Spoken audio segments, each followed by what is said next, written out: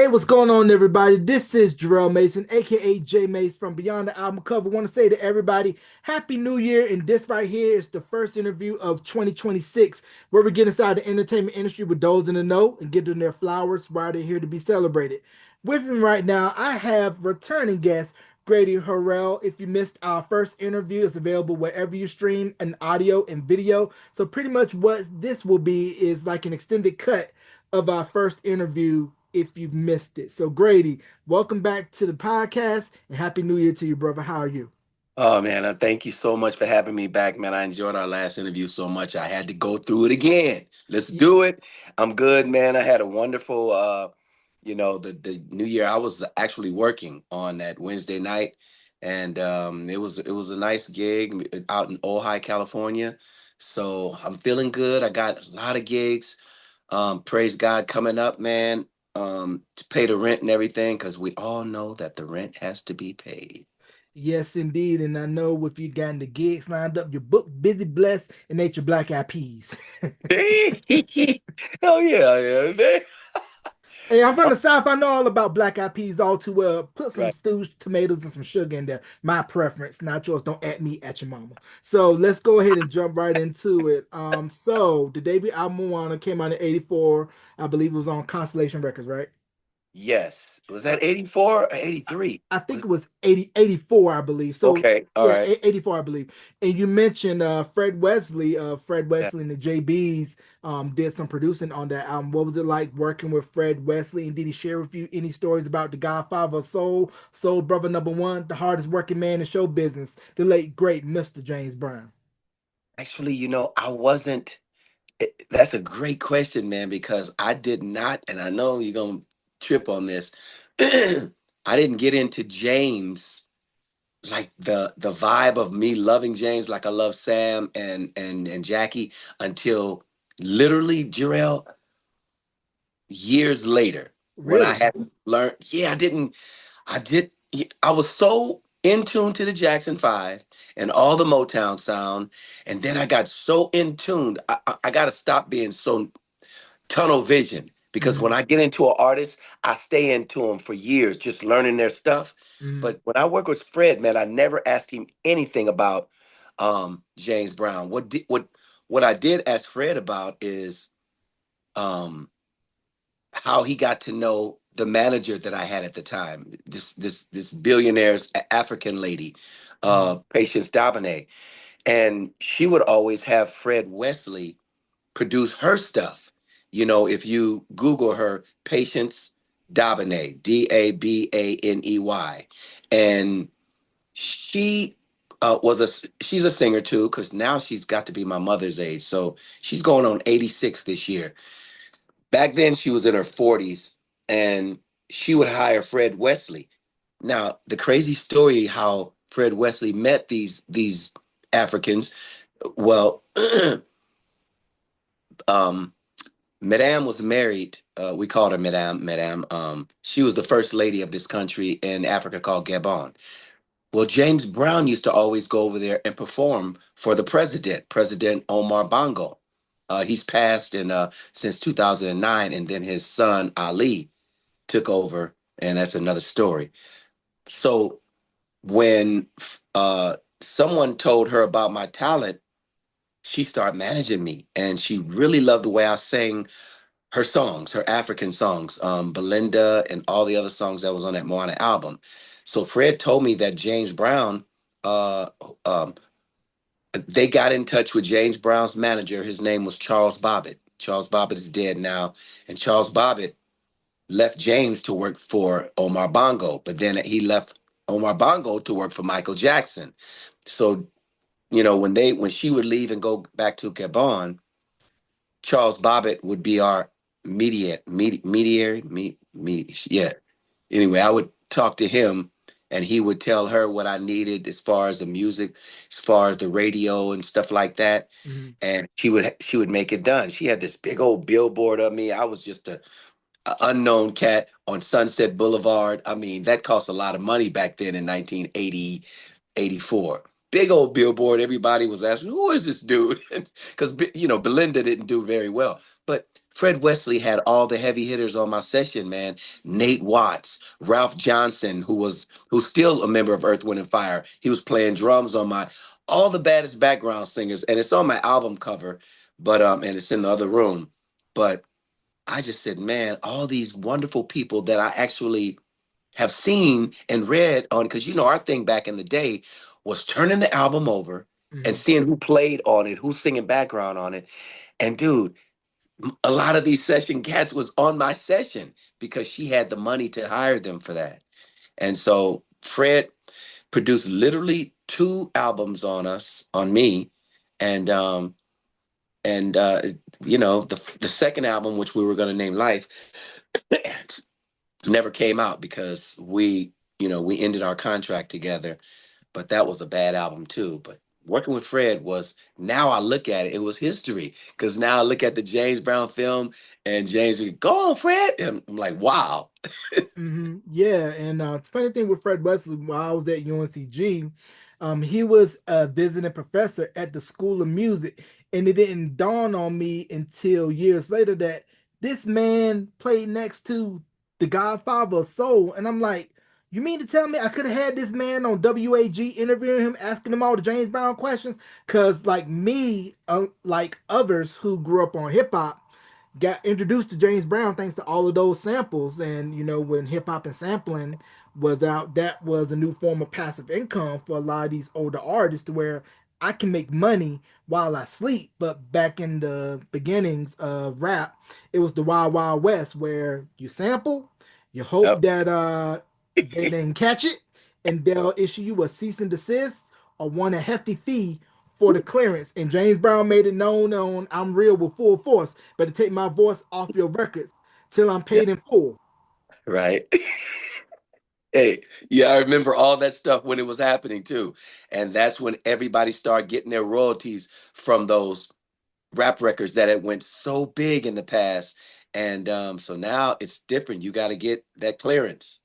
And your budget, you can eat up the budget based on all the sample clearances. So that's why it's Yeah. all important to try to be as original with your sounds as possible because sample clearances cost, and then depending on who has the rights to the record, they would have to clear it because for Stranger Things, they just recently had their series finale, and there were two Prince records in the finale, and the Duffer Brothers, who was from North Carolina, like myself, said Mhm. that it was a shot in the dark to see if the Prince estate would clear it because rarely would they allow someone outside to license Prince's music outside of anything that's Prince related because they're very protective of the estate and of the legacy. So sampling is a very big business, but you also got to know who has the rights to it and hope that they can give you the approval for the clearance if it's something that they deem worthy of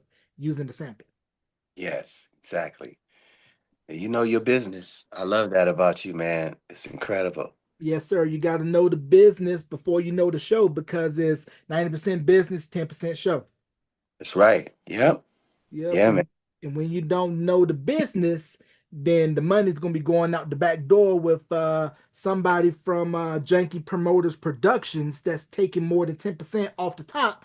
And then you're sitting around wondering, why am I still living in this apartment and I got a check for $2.47? That's because it's called You Got. And we've seen stories in history throughout the years of artists getting jerked in the industry where bad record deals and you sign away your publishing for a Cadillac or upfront money, and then come to find out later on that, oh, I'm supposed to be getting this and I'm only getting a fraction of this. So I want to get your take on younger artists in the game now being more wise to the business, and it's more than just reading those all you need to know about the music business books. Now we got this thing called YTU, YouTube University, where Mm. you can learn everything that you need and know about the business and say, hey, I'm not going to get taken advantage of because the information's out there now.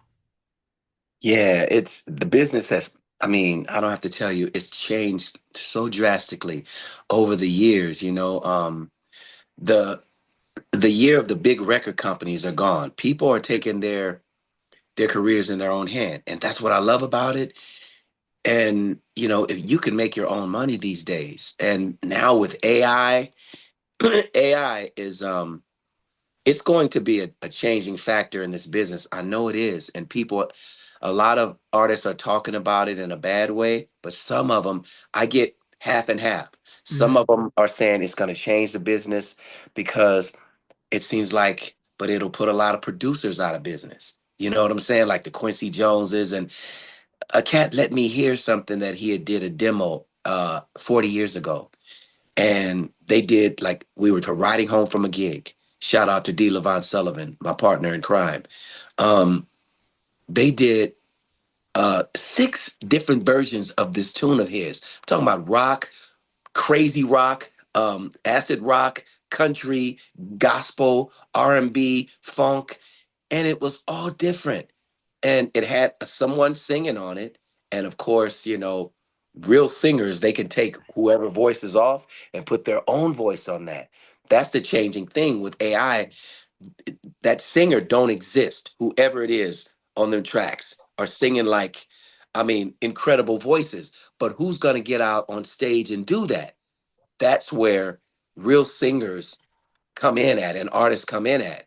Um, so I don't even know, man, when I hear people's music right now, I Mm. have no idea if it's AI generated or if they sat in their home studio and did that and played all the stuff themselves. Some people can do it, but a lot of people can't.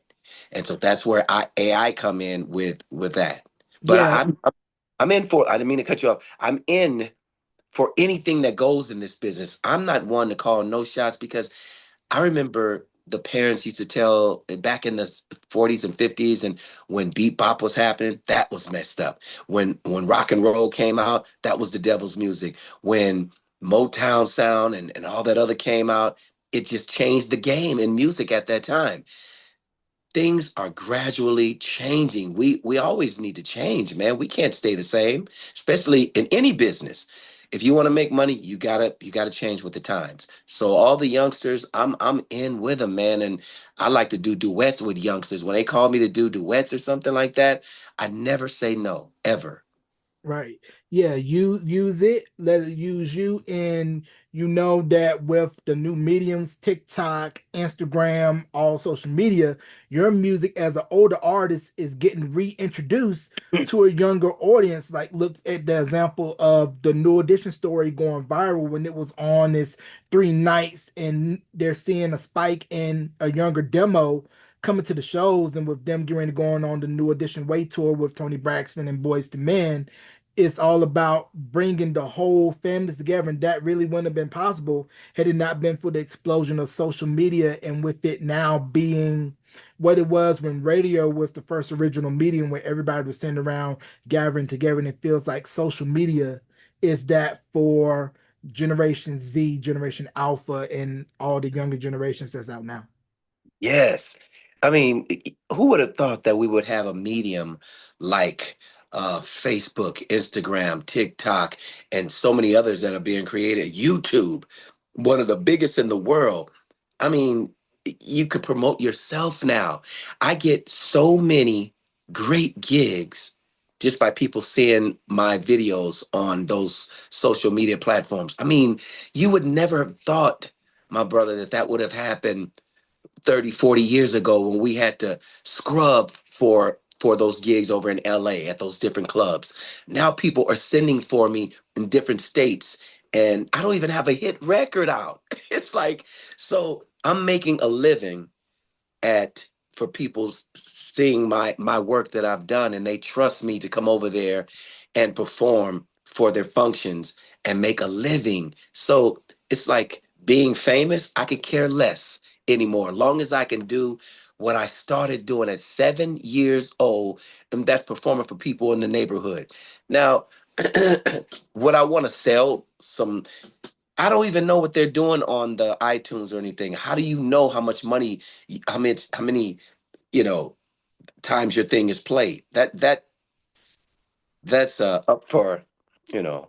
That's up for discussion and up for debate. But the true thing is that even though you still got the new mediums out now, you still had to have the machine and some grease, aka greenbacks, to back you is no different than what it was back when the big machines was back and where you had to have so and so go to MTV, BET, VH1 and say, hey, put this in power rotation, or we'll work you slowly on video vibrations. And if video vibrations you do well, then we'll bump you to video soul. So it's still the same game, but it's just the medium and the technology has changed. Exactly. And you don't have to have anybody calling shots for you. When I had my record deals, the record company had an itinerary all printed out for me every time they released an album. Okay, you're going to a 52 city promotional tour, not to be mixed up with a tour for me to make money. It's a tour to sell their records that they spent their money to put me in the studio produce.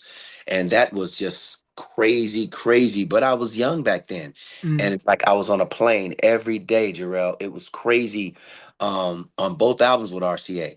And so that, you don't have anybody basically owning you, telling you where to go mm, down to the radio station, put on a game face. And like I'm talking to you now, we got podcasts now, but we used to have to go to the radio stations, the number one radio stations in the city. And if the jock didn't like you, then he wouldn't, unless he got money, he would put your record on the back burner because he would. I talked to a lot of great disc jockeys, and they said, "Man, you're a great conversationist. A lot of these big artists come in, they can't even talk, and they that's why Sticks and Stones climbed up the charts that fast because my personality. We just laughed and talked in the studio, and they said there were big name artists will come in there and didn't even know how to go back and forth like you and I are doing now." mm. I'm like, wow, really? And they named some artists, and I'm like, wow, artists that I truly, liked, and so, but the new medium now, man, is it's worldwide.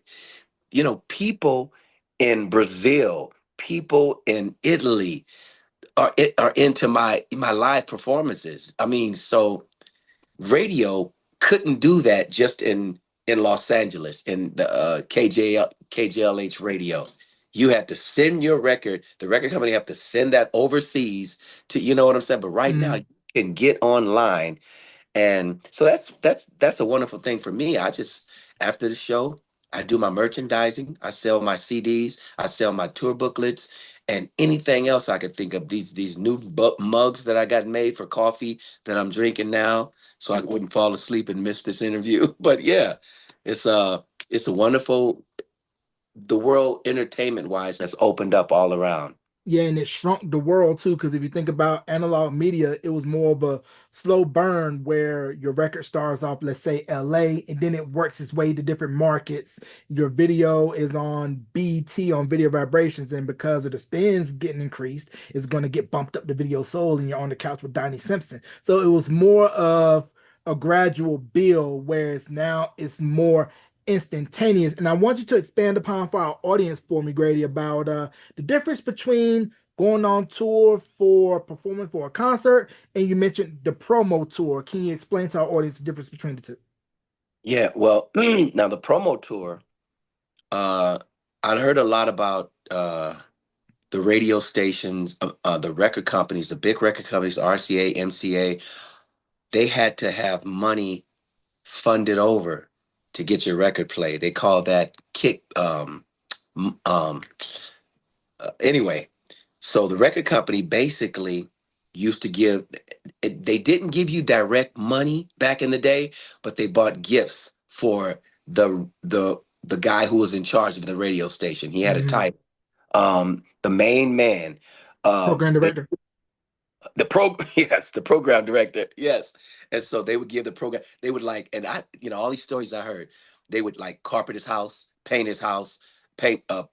send him a big old TV, have it delivered, things like that. Hmm. Because you know they didn't they didn't give money like they did back in the 50s.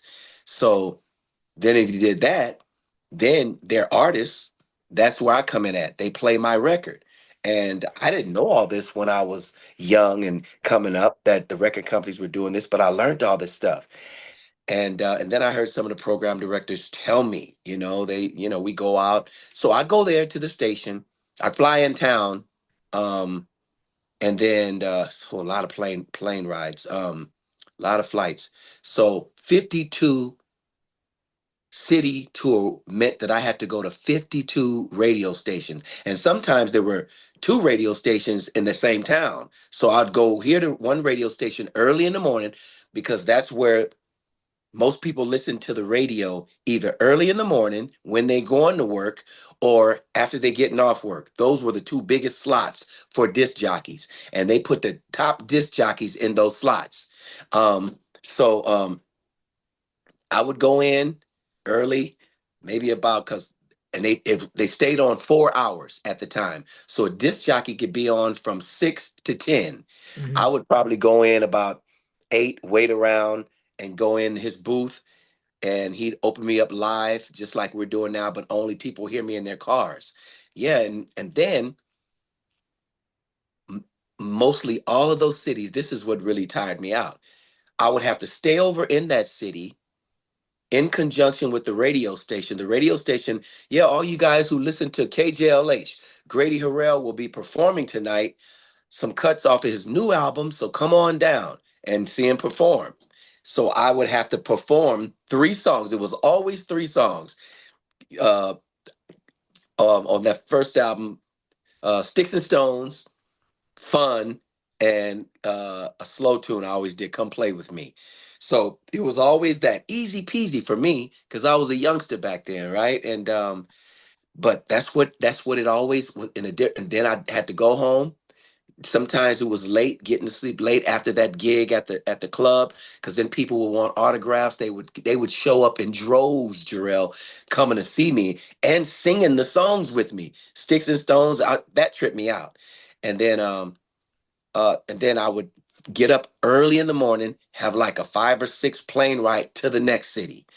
Um, very seldom did we drive to the next city, and it was all over again. Big radio station, biggest disc jockey. So I never got time to really sleep, and then performing at a club, and it Mm-hmm. was just they asked the questions the disc jockey asked. They all asked the same question: uh, who who produced your album. And I would go into mentioning all the cats who were producers on the album, and then they would see Stevie Wonder, and a lot of people wanted to know about Stevie and stuff like that. And that's how it went. So when you got that down, you knew how to talk and tell them about it. And then they would ask me what I would do in my spare time, things like that. And uh and then invite all the people to the club. So the club was in conjunction with the radio station, Mm-hmm. and that's how it went for all the artists, from James Ingram to some people didn't want to go on those things. I heard Luther Vandross did not go on his. He didn't want to go on no radio promotional tours like that. I heard he refused to go on his first album, the Never Too Much album. Mm-hmm. Like, wow, I see why now. Because, Luther was already a big man and he had diabetes. So Right. all that up and down in that plane, he probably would have died before his time, you see. Because Mm-hmm. that's a lot of work, dude. And it's on every album. Then after you are so big, I found this out because they said a lot of artists are too big now to come to the radio stations. Some of them do, they'll just show up and come in and surprise us, but they after they get so big, why would they want to do that anymore? Go to Right. those 52, sometimes more radio stations to do that and wear themselves out if they're not getting paid for it. Now they're doing world tours, you see. Mm-hmm. So, but those a world tour is different. That's when all the money, most of the money is going to you. Mm-hmm. And you can lay over in a town, you could do a concert, go to sound check about noon, 1, go back, have your nap, and then go back to the venue about 6 or 7. There's food all spread it out. You hit the stage, do your 90 to 2 hour show, go back to the hotel, fall asleep, and up early. Lobby call might be 4 o'clock in the morning, and you on the plane going to the next venue, or you could stay over if your next show is 3 days later. So that's what a lot of older people like. I was on the road with Patti LaBelle, and we were on the move, but she was older then, you know. Mhm. That was back in 2004, but she didn't want to travel every day like that. So it was fun, like we're in Italy with Miss Patty, and we stayed in one little city in Italy, man, for like 3 days. It was so beautiful just to rest because Miss Patty gives up a lot on that stage, man, rolling around on stage and her voice and all that and sweating and so it's good after a show. It's like calisthenics to lay over, get your rest, get up, have breakfast, get back in the bed, then you be ready to go and do it again, you know? Yeah, yeah, and you mentioned with the promo runs where the early call times for the morning radio show from 6 to 10, and then you're on afternoon drive, and then you may have to do an in-store at somebody's record store, either the Forgot mom and about that. pop or Camelot, Sam Yeah. Goody, Warehouse, Suncoast, The Wiz, insert your mom and pop music store, RIP here. And that you mentioned once you got so big for radio, you could command your price and not have to do that grunt work anymore. It kind of reminded me of it was 86. Janet Jackson did Soul Train, did Control, and then she did a promo run for that because A&M had put her out there, and I guess John McClane, if you know John McClane, then Yes. then you know. Yeah. And she was out there doing that, but then once Control took off, you didn't see her on Soul Train again because Janet got wow. Too big. Yep. Yeah. That's how it Mhm. happens in business. If the record company does it right, you know, they'll make you or they'll break you. That's how it is, you know. Who'd have Yeah, known when yeah, I was yeah. a little boy? Yeah, who would have known that? Because when listening to Janet's two prior records prior to linking up with Jamie Lewis for Control, the Dream Street and the self-titled album, great records produced by Leon Silvers III and Renee and Angela did some songs on that album. Very good records, but it just felt uneven, both of those, where it didn't really have no identity, where you just got a bunch of songs here, here, here, here, here. You go sing, but when she hooked up with Jamie Lewis, they pretty much tailored material specific to her, and it worked out as well as it did. And I believe Jam and Lewis told this story about once they knew that Control Blue was when I believe Prince had heard it, and I guess Prince had rolled by a house that they were staying at, I guess out of LA, and he rolled down the window. I'm guessing he must have threw the cassette or something at the house. That's when you know it was too good, Right. But when you take that approach, you know you're gonna have something good. But who would have known that the Control album would be something special for Jam and Lewis and for Janet? Yeah. Jam and Lewis, man, they're just incredible. Everything they touched. We were talking about them last night on the drive back from Los Angeles from our gig, and it's like their library of songs, them and Babyface. And I knew Babyface when he first started. It's crazy how you see people's career take off and you knew them at their baby stages in the business. Shout out to Babyface and Jam and Lewis. I know all them cats, and it's funny in LA, we all ran around each other. It's such a small world in LA, from the Wayans to Eddie Murphy to Arsenio Hall. All my cats. Them is all my cats, man. Arsenio Hall we'd all be up in the club, Carlos and Charlie's, constantly. Eddie Prince came through all the time. Janet, it was on Sunset Boulevard. Anybody who sees this knows what I'm talking about. In the 80s, that was a place to go, and everybody was there, and everybody was struggling to come up. Um, it it was just wild. It was wild times, man. And I knew them cats win. Like Keenan was working hard to be who he is now, and now his family, because of him putting in that work, are where they at now. Marlon and Sean and Damon, all them cats are where they are because of Keenan. Shout out to Keenan. And Eddie was already big, but Arsenio wasn't. He didn't have the Arsenio Hall show. It was just, but he was good friends with Eddie, and then he blew up, and he told me he said, Grady, when I blow up, I'm gonna get me a Jaguar just like you got. And I'm like, and then he got one, a XJ9, I think I had, and I had a presidential model. It's crazy. I can't, Arsenio, if you get hold of this tape, I'm telling the truth. We're in Colors and Charlie's. I had a presidential model Rolex watch, and that's with the diamonds all on the face of it, right? And Mm, diamonds all on the band too. mm. Arsenio came over and said, "What the?" And he looked at it and he said, "I got to show Eddie this." He ran across the room, got Eddie, and Eddie came and said, "Oh my God, I got to get me one." And the next week, Eddie came and said, "Got me one too." So it's like, and then that's how life is, man. You see people at the baby stages in their career, and then they blow up. It's. Yeah, it's kind of funny how you mentioned all those big names all in their Mhm. infancy stages and to see where they are now because you mentioned Keenan Ivory Wayans earlier and then also we should mention too Robert Townsend. Robert Townsend Hollywood Shuffle had Keenan Ivory Wayans in there and then of course Partners in Crime and then later Keenan Ivory Wayans went on to do In Living Color which spawned who was on the show and Uh-huh. everybody's career that came on after that. And then Arsenio Hall, thanks to him filling in for Joan Rivers when she had her talk show on Fox, Right. that probably opened the door to say, hey, let's put this guy on late night. And Arsenio revolutionized late night, and he was one of the first really big major late night outlets to really give urban acts a true home because rarely did you see urban acts on Carson or any of the other late night shows that were pretty much catered towards pop, rock, middle of the road, Midwest America, if you know, you know. But Arsenio was like, look, I'm gonna put on for my folks.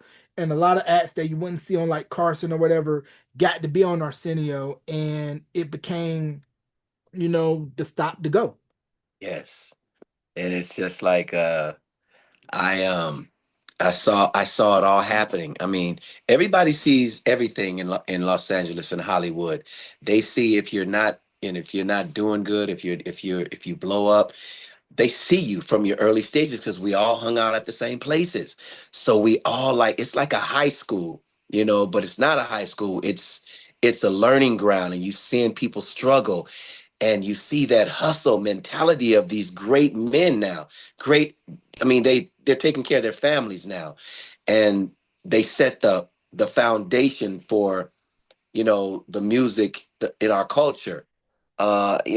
The Keenans and the Arsenios and the Damons and all these beautiful black kings. I call them Eddie Murphys and Robert Townsend. It's something in my mind that I'll never forget. I tell my sons that all the time, that it was a beautiful thing hanging out with these cats because I got beautiful memories of all of them. Even though Right. me and almost got in a fight one night. But my brother Trent, rest in peace, Trent, he saved me because I had a little bit too much alcohol. And I said, let's step outside. I didn't know who he was. He was just this tall, good looking black guy. And I was about to step outside, and my brother's like, "No, we won't have any of that." And he stepped right in and told Keenan, "Look, my brother had too much to drink. If you really want to fight, come fight me." And Keenan's like, ah. So he walked on, but that was in the club. It was just so much going on. But we got over that because I was backstage at it in living color, in the dressing room where Keenan was doing that. So I saw all the stuff going on. Me and my guy Herbie Dry, he's like, let's go over to In Living Color. That's the kind of things that would happen. And I was like, man, Keenan might still be mad at me. He's like, man, Keenan don't care about none of that. So we went over to In Living Color and went back there, and we just was in the dressing room and everything. Just memories like that. It just warms my heart to know that you see these people doing the movies and you're like, wow, I was in the presence of greatness, and I still think that way, and I'm so happy for all those guys. Their dreams came true. Yeah. Yeah. I don't know if you caught Eddie Murphy's documentary on Netflix yet. Yeah, it was beautiful. I mean, I cried. I cried in different scenes because the cat is just so inspiring to so many of us, and young kids who are trying to do what Eddie has done. And he was a trailblazer, man. I just loved it. I loved it. Yeah, I loved it as well, but looking at it, at least for me, just to see what he did, he pretty much turned the old studio way of Hollywood upside his head because he had an office on the Paramount lot. Yeah. All of his hits movies were released by Paramount because that's how it was done back in the old days in film, where you were assigned to the studio and the studio would loan you out for the right price to another studio to do a film. So Eddie Murphy made Paramount a lot of money and he single-handedly saved SNL because SNL at the time, I believe when he was on, they were on the verge of getting rid of it. And then I believe Nick Nolte or somebody last minute couldn't host. So Right. they said, Eddie, you're going to host the show. And Eddie Murphy, I believe, still to this day, is the only major player in SNL to be a cast member and host at the same time. And it's just revolutionary to see what he did and how he's gone unscathed. Yeah. And I love that cat, man. He's just all around. He was always with his people back then. Uncle Fruity. I never met his brother at that time. Charlie wasn't around at that time that Eddie would. I don't know where Charlie was at that time in like 82, 83, 84. 85. If he was, I never ran into him, but he had a lot of cats that were like his family and his bodyguards at the same time. Mm, But we were all out partying and we were all out girl chasing. And the most beautiful women used to be at that club, and that's where everybody came. It was just a big family. You saw the same faces Friday, Saturday, Sunday. That club was open like 7 days a week. And my house from that club on Sunset Boulevard was literally 5 minute drive from there. mm. So we were just, it was just fun, man. It was incredible fun. And we were all kids. Right. And I was curious to know, did you have any stories about Prince? No, I never really we when I was with Miss Patty, so Prince came in the club in Carlos and Charlie's once, but he's very, very standoffish. He was back in the back, Mm, and it's like a little VIP. It wasn't much of a VIP in Carlos and Charlie's, if anybody remembers. They just tie a red uh, rope around it. mm, Um, Prince just sat there, whereas everybody else is on the dance floor, walking around like old home week. Prince didn't do that. He was just like you see him on TV or wherever. He mm, didn't have that kind of outgoingness like Eddie and Keenan and Arsenio and all of us. We were just like kids. mm. Prince was more subtle. He didn't say anything. He came in and he had this big old dude with him. Forget that guy he used to Big carry. Chick. Yeah, he had him with him all the time. So of course you wasn't gonna approach him because Big Chick looked like a big Nephilim. anyway, anyway, but so Prince, we were in Minneapolis with Miss Patty and we played at his club. I forgot the name of that club, and he loved Patti LaBelle. Mm, And John Barnes played with Miss Patty. John Barnes was a drummer. Rest in peace, John. Nice cat. And John was playing with us at the time. He had came back to Miss Patty because Prince wasn't touring. But we played at that club, Prince's Club in Minneapolis. Anyway, Prince was on the balcony looking down, and I've never had a conversation with him before, though. mm. Just people who knew him and worked for him. That's all. Yeah, Prince, he just had that personality where if you were in the inner circle, then you got to know, but outside in the public, he was very to himself, reserved, introverted, didn't really let a lot of folks in. And I think, at least from my vantage point from the outside looking in, like that hint of mystery. Yeah, and even people, I've known a couple of people that work for him. He's all about the music, and I heard that other than that, he loved playing basketball and riding his bicycle. My friend who I went to high school with, wonderful, one of the baddest bass players. Look him up, Andrew Goucher. Mm, Andrew Goucher is one of the baddest bass players, and we all went to Dorsey High School together. And Dorsey, Andrew used to play trumpet. Then he mm, changed over to the bass, and Andrew played for Prince, Shaka Khan, the Winans, and so many others. And we're like brothers. He played for me sometimes out here in Vegas because he moved to Vegas years ago. But he played for Prince, and Prince just loved because Andrew grew up in the gospel church. You Mm, know, most of the baddest musicians and singers come from the gospel church. mm, And so Andrew don't know how to read music, but Prince loved his feel. And he said Prince was a cool dude, but he was all about the music. He didn't want to, at that time, Prince got to be a Jehovah's Witness, like I am. And mm, at that time, he wasn't in no party mode anymore. right. He was all about just songs, writing songs all the time. Mm. That's what Andrew said. Yeah, Prince was all about the business. Mm. And speaking of business, I believe we mentioned in the first interview you worked with Reverend James Cleveland's son, Andre Cleveland, right? Yeah, I went to high school with Andre. We went to Dorsey High School. And Mm, he wasn't James' biological son. He was adopted by James when he mm, was like 12, 13 years old. mm, And Andre, through James, met all the great people, Aretha Franklin. It's endless. You know, James knew everybody. mm, That's how Aretha Franklin signed us because Andre met Aretha when he was a little boy. So Andre told Aretha about us. Aretha sent Carolyn, her sister, down to Maverick's flat to see us, and we signed with Aretha and Carolyn as our managers. So Andre, we would always go to clubs together, sneak into the Grammys together, sneak into every award show for 6 years together. Um, we was some conniving kids. We just had to be around the famous people. And we'd get sharp as a tack. We go to American Costumes in Los Angeles or in the Valley there and rent tuxedos, the baddest ones, and go through the back door where they let all the artists in, and they let us in. And we hobnob. I wish we had cell phones then. The greatest musicians and singers in the world were just standing by us. I mean, we went we went to the my friend Herbie and I went to the Motown 25. mm, And man, I tell you, it was we went back in the backstage like we always do. We knew how to do it. We grew up in LA.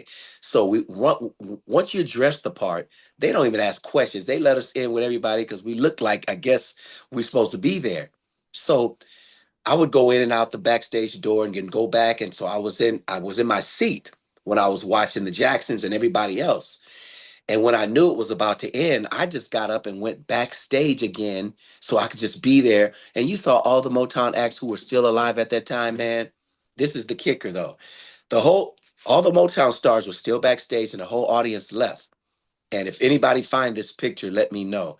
I got it, but mine is a kind of blurred.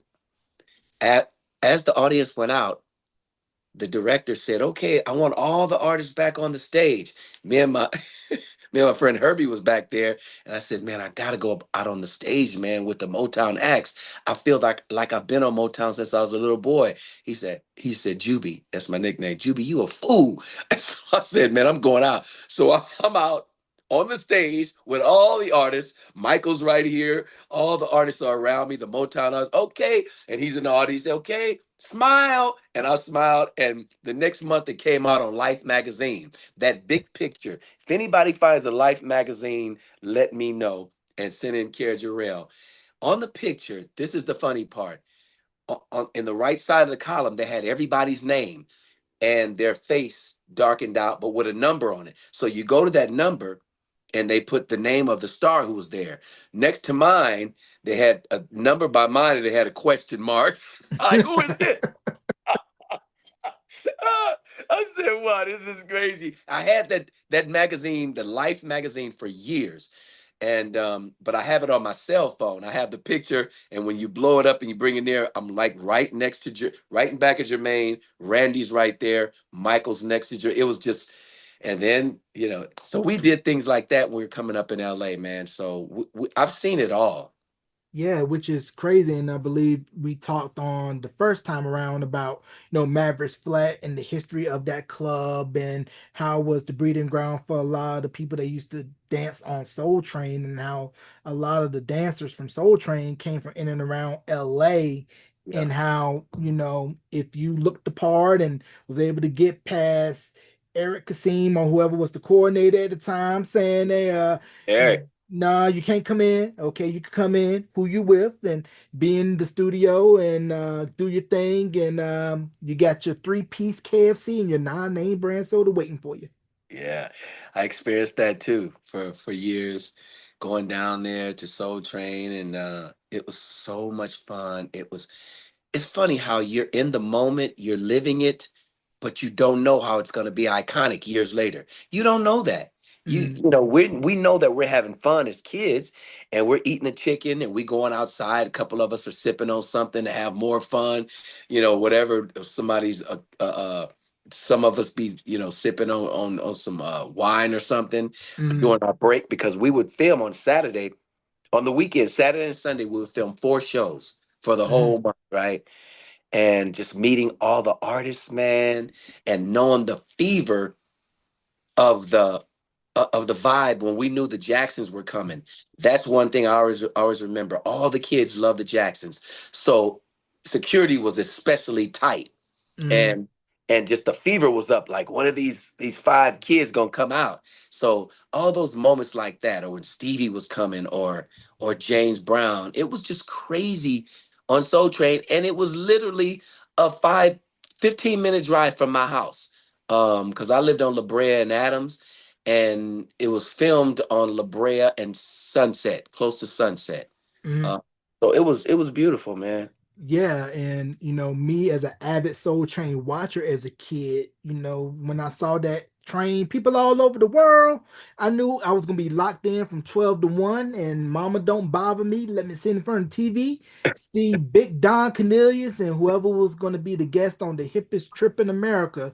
And when you think about what he did with that show and said, I'm gonna own it, I'm gonna create it, I'm gonna give us an outlet where American Bandstand, you really didn't see a lot of urban acts on American Bandstand unless they cross pop.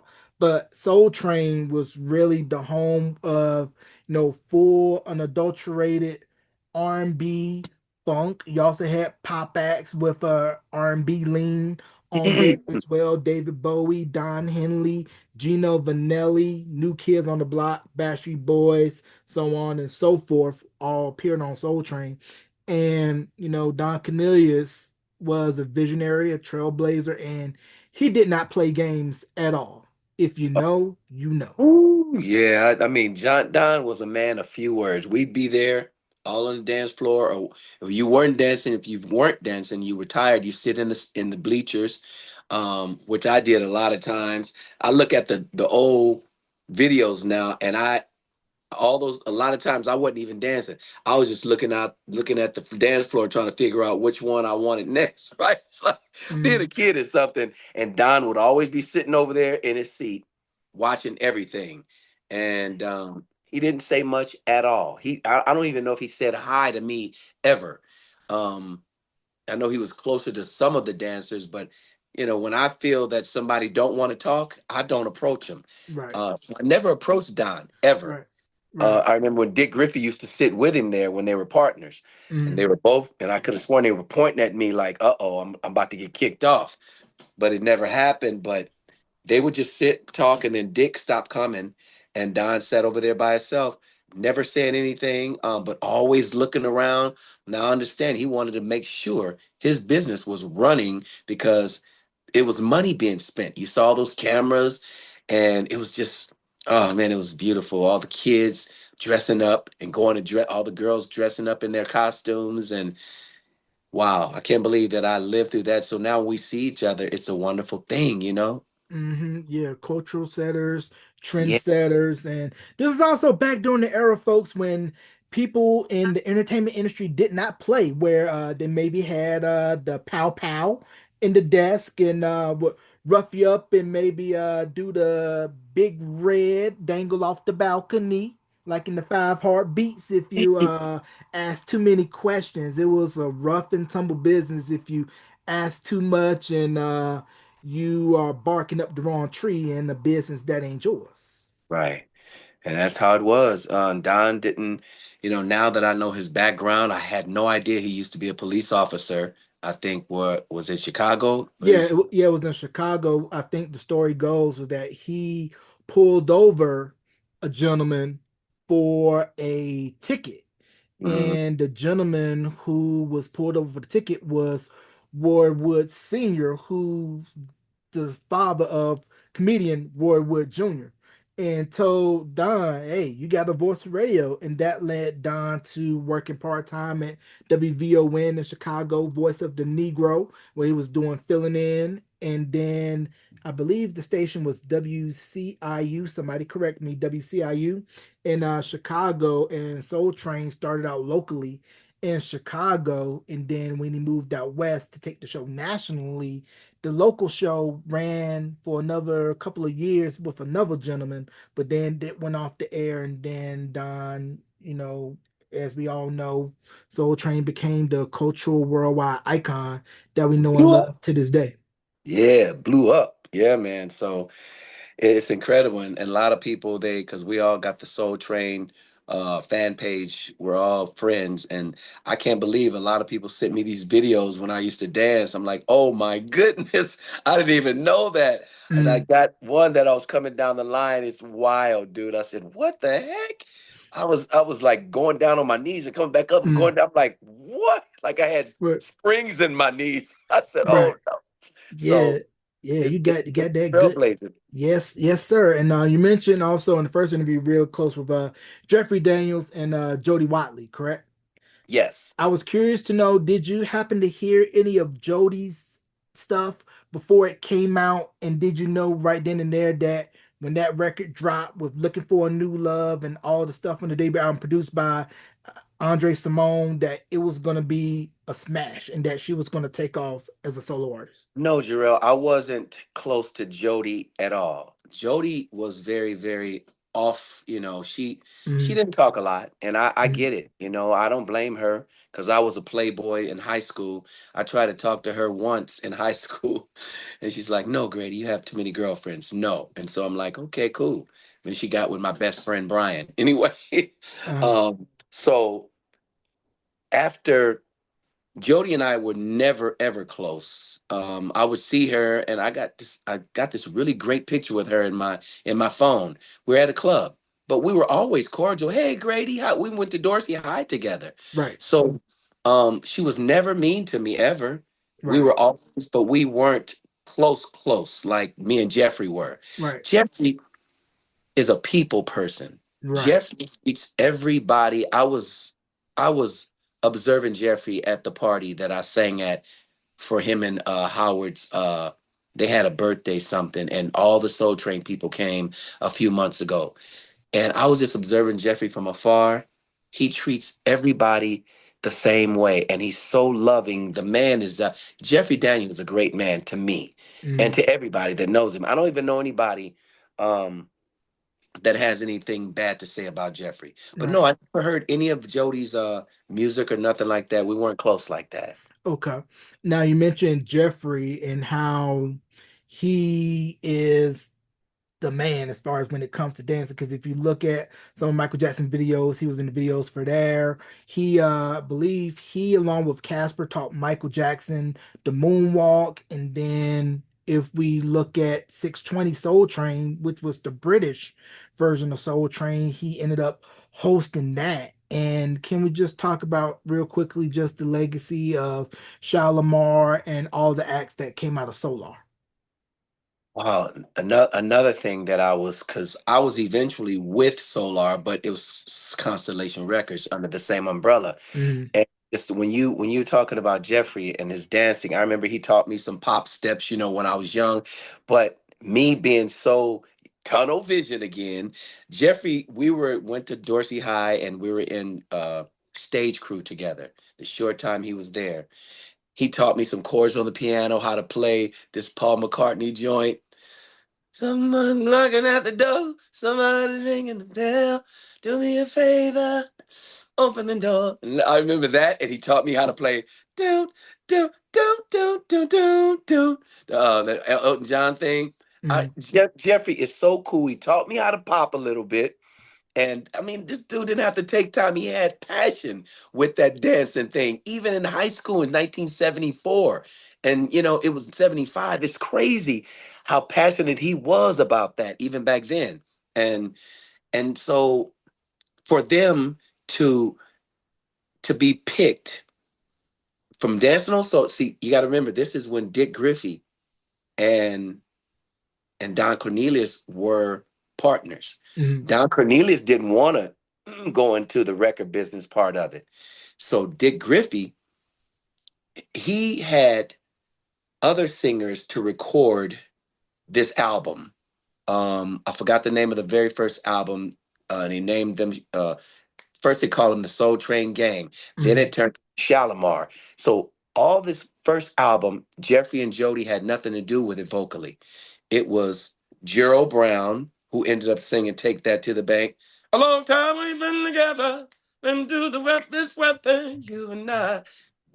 Gerald and his brother, and Gerald told me the lady's name. She's from the church. They sang all that stuff on that first album. So Dick Griffey came was always sitting there with Don. Remember, I told you. mm, And Jeffrey and Jody were so charismatic dancing together, they chose those two to be the face of Shalimar. They already had Gerald. I don't know why they didn't choose Gerald's brother because Gerald's brother could blow too.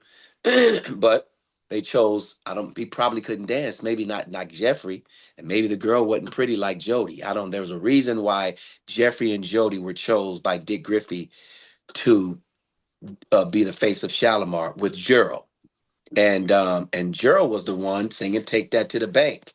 Uh, so that's when it all started. And Dick Griffey had that big old hit, and then Shalimar was on their way. Gerald didn't stay around to see it really blossom into what they became. Gerald had to, that money, he had to have his money. He lives here in Vegas, and he told me, that money wasn't right, Grady, so I wasn't going to be used no more. So he got on. And that in steps, it was either me, Jermaine Stewart, or Howard Hewitt. Howard got the gig, rightfully so. And then they blew up more and more. And then in walks Leon Silvers, the one of the greatest in the business producing, and he produced all that stuff. Then all the other acts, the Whispers, start coming in, and that was we producing. They were working at the same studio, Solar Records, and then they had a studio on the other floor, and everybody was in there. Then they had a dance. They had a dance studio where everybody from Paula Abdul used to be in there going over their routines. Everything right there in Hollywood. So it was the Solar business was kicking up at the time, like Motown was in the '60s and the '70s. And also Solar was the record label that gave LA and Babyface their first shot at producing and writing. And then of course Babyface's albums got released on Solar via Epic, the Lovers album, then of course Tender Lover. And we all know what happened with Babyface once Tender Lover exploded, and then that led to LA and Babyface forming LaFace and going down to Atlanta and putting a stamp in music history with Atlanta and all of the music culture and sounds that came out of Atlanta. Yeah, Babyface, they used to perform. I mean, they used to record when Babyface was first starting, before he even had a hit. They were performing at my manager, Patience Dabonet's studio, Ilumba. She had two studios. I forget the other name, but they were African names. And if Babyface ever sees this, he remember that him in LA doing their stuff, recording at Ilumba Studios in Hollywood, and Madame used to own those studios. So that's when he first had come out to LA. Man, they was doing their thing. Now, I want to get your opinion with you being from out in LA. When you heard a lot of the R&B that was coming out of New York around mid 80s, like Full Force and so on and so forth, was it hard to digest because LA R&B sound wise was totally different than what was coming out of New York? Because New York had that more gritty, street edge, while LA kind of sounds a little bit more refined, more laid back. Can you expound upon that, if I you would? wouldn't, me personally, Jarrell, I never ever thought about this. I looked at it another way. I looked at it like New York artists were laying the foundation more than the LA artists. It seems like the New York artists was blowing up more. You know, they, a lot of great artists in LA were just getting regional hits, whereas a few artists they would let go skyrocket into the big time. Because even Babyface big album Lovers, which was that album is still one of my favorites. His very first album. People get that album. That album, every cut on it is so beautiful. And Dick Griffey slipped on that album. It didn't even blow up, but he eventually got his kudos. But it, I just would always think, why are these guys over on the East Coast blowing up more than the guys on the West Coast?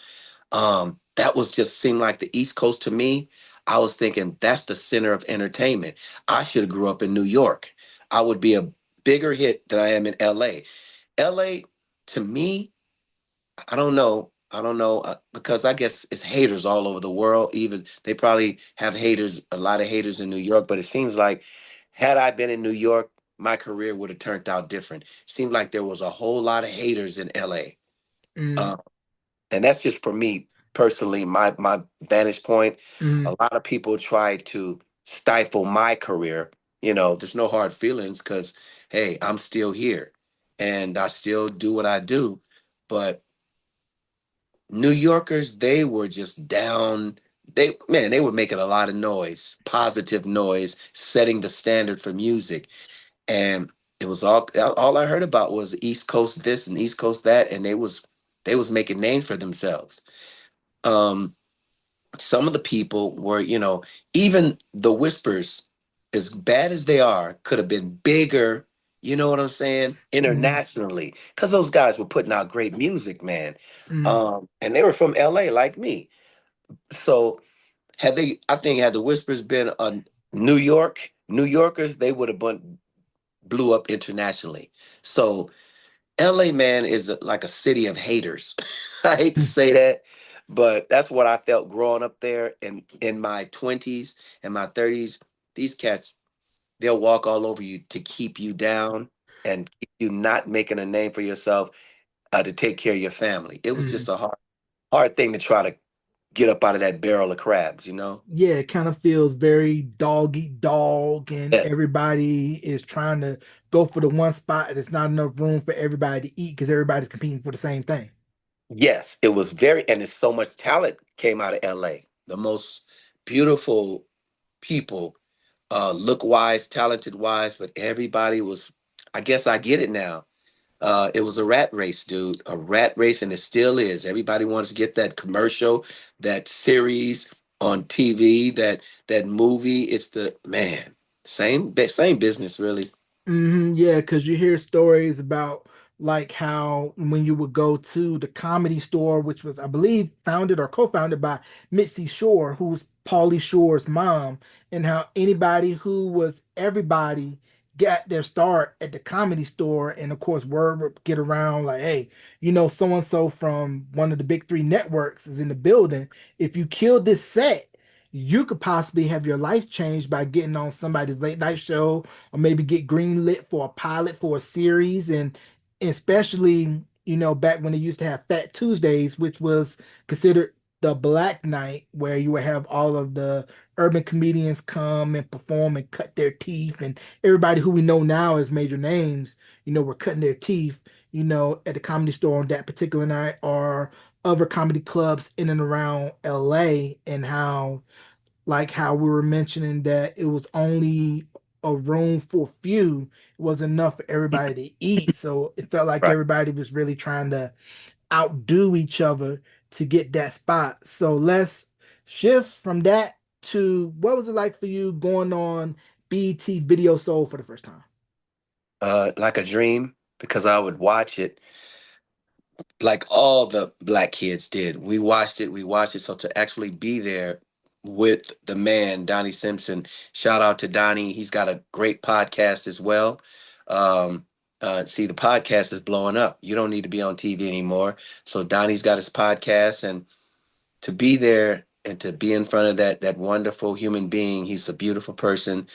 It was just, I mean, that period of time for me, selling my records, selling my, my personality, and meeting all these great people, uh, the Winans, Al Green, so many people I ran across. MC Hammer, he started in '89, the same as I did. His album came out, and these radio stations I'm telling you about, MC Hammer would be coming out. I'd be going in every station. We like, dude, we still meeting like this, and he blew up, took off.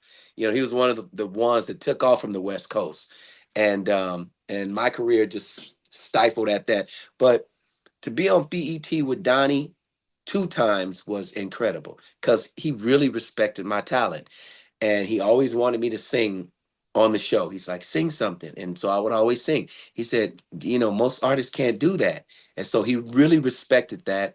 And I really loved him for just, BET for playing my videos and everything, because when I went to concerts and did things, they used to sing those records. That is crazy when you see people singing along with your record.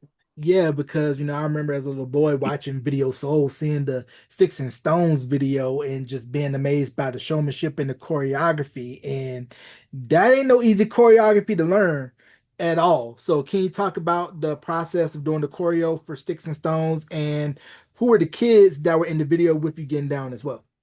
Yeah, we that's funny. That's me and my two oldest sons, Anthony and Grady. Shout out to the Harrell brothers. And that was my niece, Kanela Cox. Uh, my best friend Brian married my sister, and they had a daughter, beautiful Kanela. So they I thought it'd be a good idea to start training them to sing when they were young. And Kanela's got a beautiful voice, just like her mother, my sister Rocky. Shout out to Rocky Harrell. And so I would train them all. And one time we all lived together. So I thought that they could take over the group Papa's Results. So they were always at nightclubs singing. Every nightclub I can think of, I had them singing in. Canela, Anthony, and Grady, and they were called Papa's Results. And we did that, trained them to get in front of audience, and they were doing great. So I fought to get them on that video. I told the record company, I said, I want my kids on this video, and so they like, what?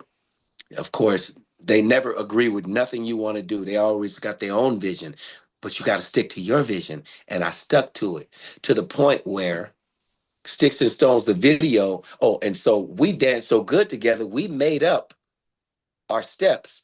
But then in walks I met this guy Patrick Whipple. Um, Patrick's over in London now, and I just talked to him earlier because he's moving to Vegas.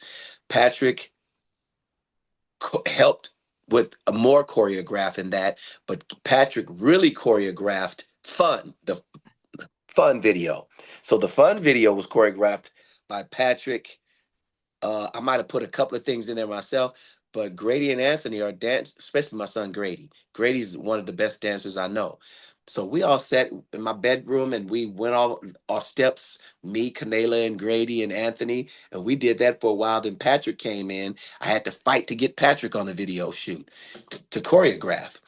And so we went on the video and I think we were on that set for like seemed like about 15 hours. It was tiring. And so they didn't like it until the video came out and everybody started loving me and the vibe with me and my kids. They didn't know who they were. They didn't know they were my kids. And then the next video, guess what? The record company, which was Fun, which Sticks and Stones went to 4 on the R&B charts, Fun only went to 28. But guess what? They asked, can we have those kids again on this video? So they Mhm. wanted to make something out. But at that time, tell you how things happened. My ex-wife, Grady and Anthony's mother, uh, took them back to Denver, Colorado to be with her. Mhm. And she wouldn't let them come back for the video shoot, which is cool. So we had to think of something totally different. Right. Um, they eventually came back to live with me until they grew up to be men. But um, yeah, it was the fun video was even better as far as choreography wise. Everybody check that fun video out. It's on YouTube. But Sticks and Stones was wild. It was fun, man, and everybody loved it. I'm glad Yeah, they did. yeah, and the Come Play With Me album was released on RCA. Am I correct? Yes, And I RC. was curious, did you ever run into this guy who was also signed to RCA? I believe at the time his name was Troy Johnson. He had a record called The Way It Is. Yeah, I ran into Troy a lot of times. I think Troy is preaching now. That's my friend D. Levance is good friends with Troy, and I think he's. I haven't seen Troy in man since 1989 or 90. But yeah, he was another guy who was very talented, and they slipped on him. There was a lot of talented people. They slipped on Domino Theory. They slipped on Tyler Collins. A lot of music was coming out of RCA in 89 and 90. Yeah, and I wanted to touch on Tyler Collins since I didn't get a chance to touch on talking about her career in the first interview. Tyler Collins, for those of us 90s kids, if you look at the Tevin Campbell goodbye video, she was the love interest in that video, and she had the Girls Night Out record. And what do you remember about her? Hmm. How fine she was, and how working with her on our duet that Stevie Wonder produced called "You and I," and that's on YouTube, and just how Andre is such a smart businessman, sometimes too smart for his own good, because the drama that went on with RCA and Skip Miller when Skip, I love Skip Miller, rest in peace, but um sometimes you can get too big for your own shoes. And so Andre had it going on. He had Mm, me signed to his Tinseltown Productions. He had Tyler Collins signed. Now, I was in New York working on my two songs with Stevie Wonder. And we went, that was 1988. We went to the Grammys. That's when Michael did Man in the Mirror and did about four spins and fell on the knees. And Andre Crouch came and helped him up, and it was a choir. We snuck in that. We didn't have to, but mm. actually we just walked right in the door. It was me, Andre, and about three girls. And so Andre thought it would be great. He said, Grady, see, I wanted my sister Raquel to sing that duet with me, You and I. But Andre said, man, look, I'm trying to get Tyler this record deal with RCA so she can be on our label, our Tinseltown Productions, because I wasn't signed directly to RCA. Andre Cleveland is the one who did all of that. He's the one that got me the deal. I wasn't even thinking about getting a deal with RCA Records till he heard a demo that Nate Watts and James Allen produced on me that we did at Tina Marie's house. Anyway, so he said, watch, Grady. I'm going to bring Tyler, because she's so beautiful, into RCA. And I bet Bob Buziak will sign her just from her beauty. And that's just what happened. We were all in Bob's office. And then he just wanted to sit and talk to Tyler with just her and Andre. So I left. And I was like, I hope she gets the deal because we're all in New York together. Came out. Andre said, guess what? She signed too. And the same guy who produced Sticks and Stones, Daryl Ross, my Mm. high school buddy, we were all like family. He produced Girls Night. It's the girls' night out, night out. So don't wake up for me. So Daryl produced that. I think Sherry Byers, my high school student, wrote it. Shout out to Sherry, Dance on Soul Train too. So it was uh it was crazy. And Domino Theory got signed. Then Thomas Lyle and his brother Robin Lyle, they produced two songs on my Come Play With Me album. Then they got their deal, Domino Theory. Radio driver, you're moving too fast.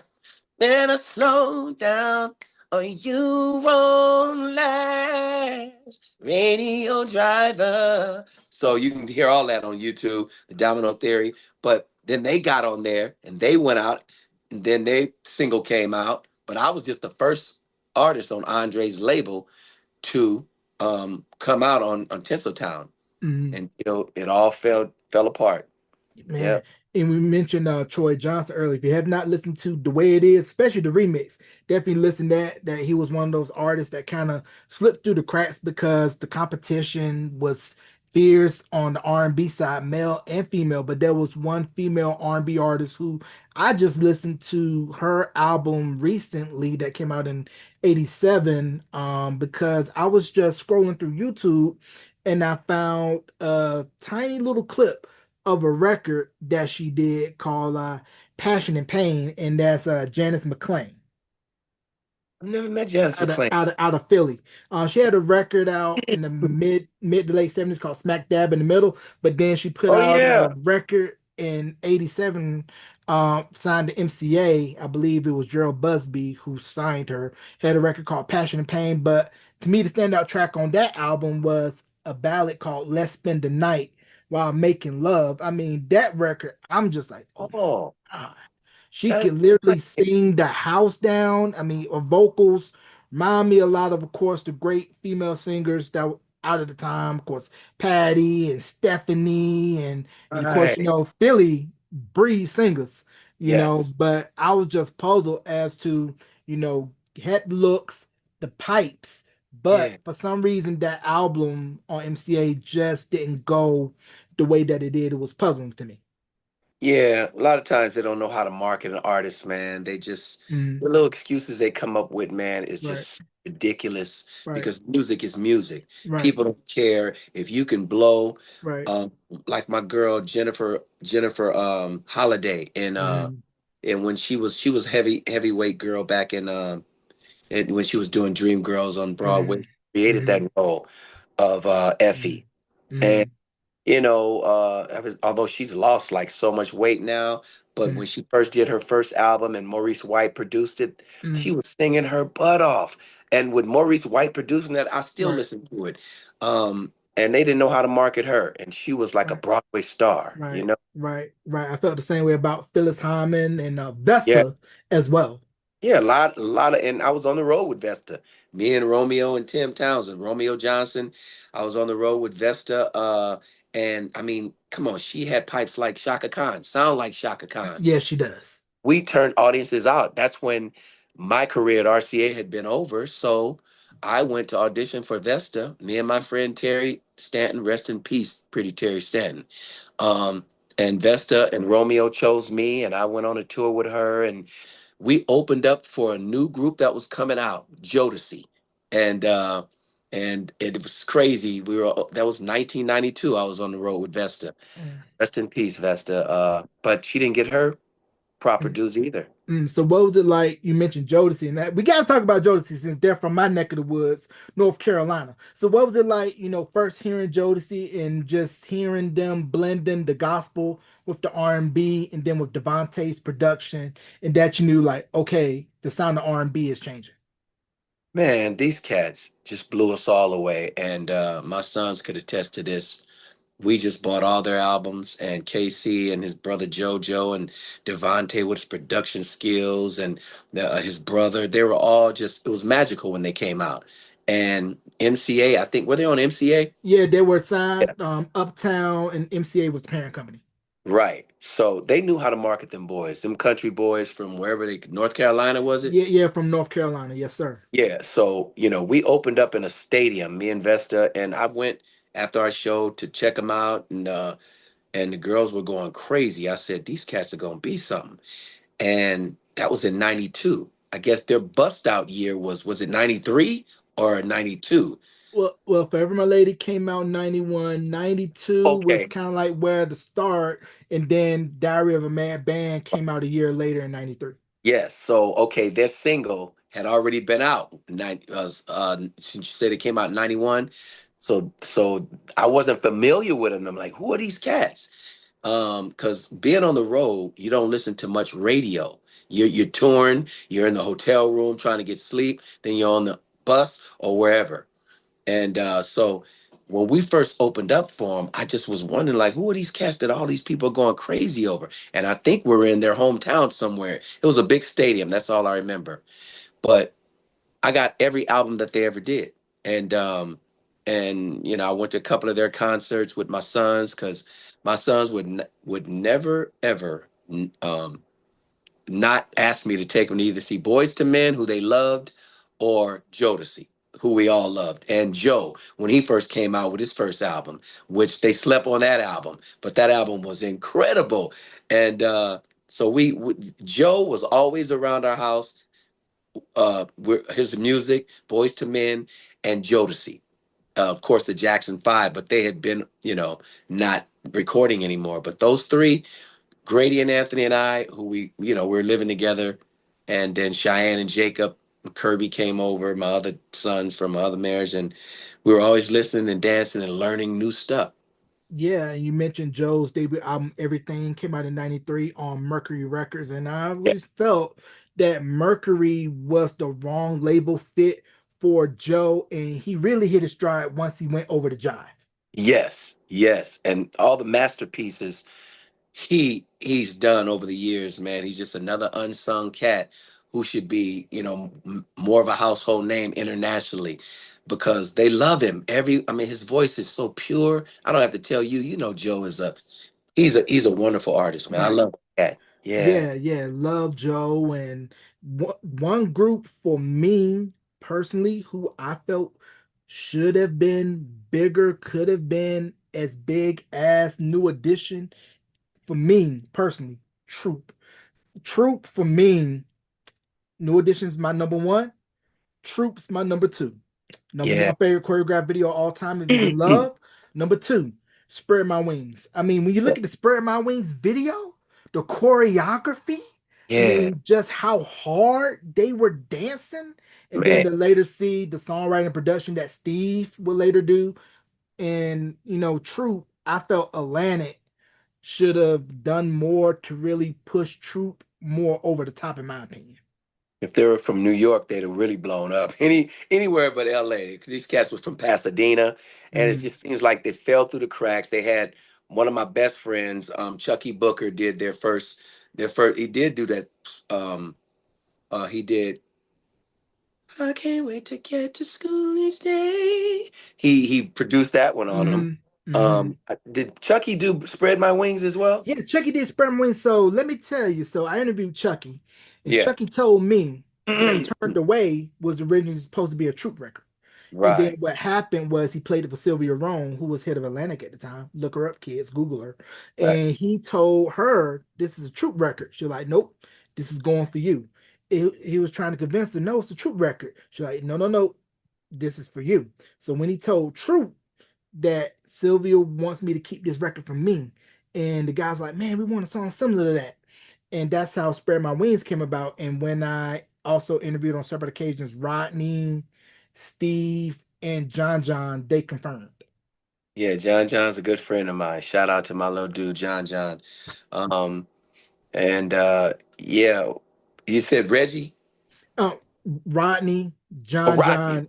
Right. and Rodney, John, Steve, and also interview Alan was actually my very first interview in media ever. So that's why Yeah. Troop for me always has a special place in my heart because Oh, yeah. Alan, could have said no, but I'm glad that he did. Yeah, last time I saw Rodney, he was at Jeffrey and few months ago. He was there at Jeffrey and Howard's party, and Mm. so I saw him in the audience because I was singing, and he was grooving, and so he shot. He gave me his contact number just recently on TikTok. Shout out to Right. Rodney. Right. Yeah. And I want to know what was your take when you heard Troop's rendition of All I Do, and then when you think back and listen to the Jacksons version, what do you think were the main differences between those two records? I think what was smart about the production on that the little cat sang, what's his lead vocals guy name? I never met him. Alan. Yeah, Alan, I never met him, but he stuck close to the script that Michael had did because I used to sing that tune all the time. And it was close to it. It's just a different voice. His different He's not. He didn't have Mike. He wasn't Michael, but the way he sang it was so much passion, just like Mike. Um, and I know my cat who wrote that song. He had my sons in the studio. I'll get his name. Steve, Anyway, Steve who? Steve, you're talking about Steve Russell from Truth? No, no, no, no, No, no. The one who wrote it. He wrote my guy. I'll get his name. Oh, anyway, wow, he was a staff writer at Motown for a minute, and he wrote that tune. I can't wait to get to school. What's the name of that song? All I do is think of you. Yeah, Google that right quick. Yeah, It's yeah, my yeah, new yeah, a mute Mike. Michael. Anyway, so Michael, he took when Grady and them were kids, he took them in the studio and did a lot of demos on them. I always wondered what happened to him. Um, and he had a group with his brothers at one time, but I don't know what I ain't spoke to him in like 40 something years. yeah. Michael Lovesmith. Michael Love Smith, yes. So he yes, Michael Love Smith wrote that tune. And So I like both versions. It's just the Jacksons are the Jacksons and Troop is Troop. I love both Mm, versions because the song mm, Michael Lovesmith wrote a beautiful song. So if you sing it, because Michael had a voice like that, a soft voice, and so if you sing it any way that put his demo down, it's gonna be a hit. right, right. And me as a kid growing up, I heard Troop's version. Growing up, Yes, then later went back and listened to the Jacksons version. The Jacksons version, very kiddie, yeah, cute schoolboy crush. And when you heard Troop's version, they put that grown man brute cologne on and say, yes. "I want it," made it more of a, "I want to get busy" record. While the Yeah. Jacksons more like, "I want to give you popcorn, candy. We're gonna ride the Ferris wheel at the fair." Right, because Michael was, of course, Mike was what was he, 16 when he recorded that record? Yeah, Some he was a young buck. Yeah, he's a young buck, so his voice was still growing anyway. Whereas Alan sang lead on that, or was It, it it was Alan and Steve. Steve? Yes, yeah, okay. So Mike was a youngster, so naturally he's gonna sound like a youngster, and he was just coming off of that high voice. I think that came off of the Moving Violation album, Hmm. and that Moving Violation album was the last album they actually recorded with Motown.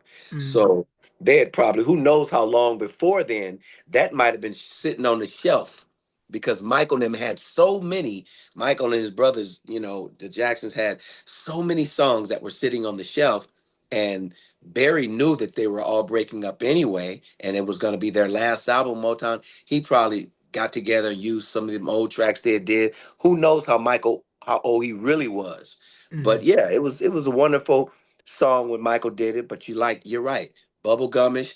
Then Troop did it and put that grown folk music Yeah, on it. that grown man spin on it. Yeah. And we mentioned Boys to Men earlier, and how Boys to Men, they were the new school throwback to the older groups of Motown, the Temptations, Four Tops, Smokey Robinsons, and the Miracles, with the Philly soul sound, all of them being from Philly, and then with the new Jack Swing sound, which was being produced, that album by Dallas Austin, a young Dallas Austin, by the way, and how Mm. Cool Air Harmony, when that came out, for me, that's my favorite Boyz II Men album. Better than two. But I compare it in a way to Cool Out Harmony was like their off the wall, while two Yes. was their thriller in terms of Yes. crossover appeal. But at the root, Cool Out Harmony kind of lets you know, like, hey, these guys are a mix of the look and sound of yesterday, but with a new school twist. Yeah. And it's so wonderful being an artist and watch artists grow like Boys to Men grew. I mean, my sons would not, I mean, I'd be in the room and they'd be playing. I had to like them.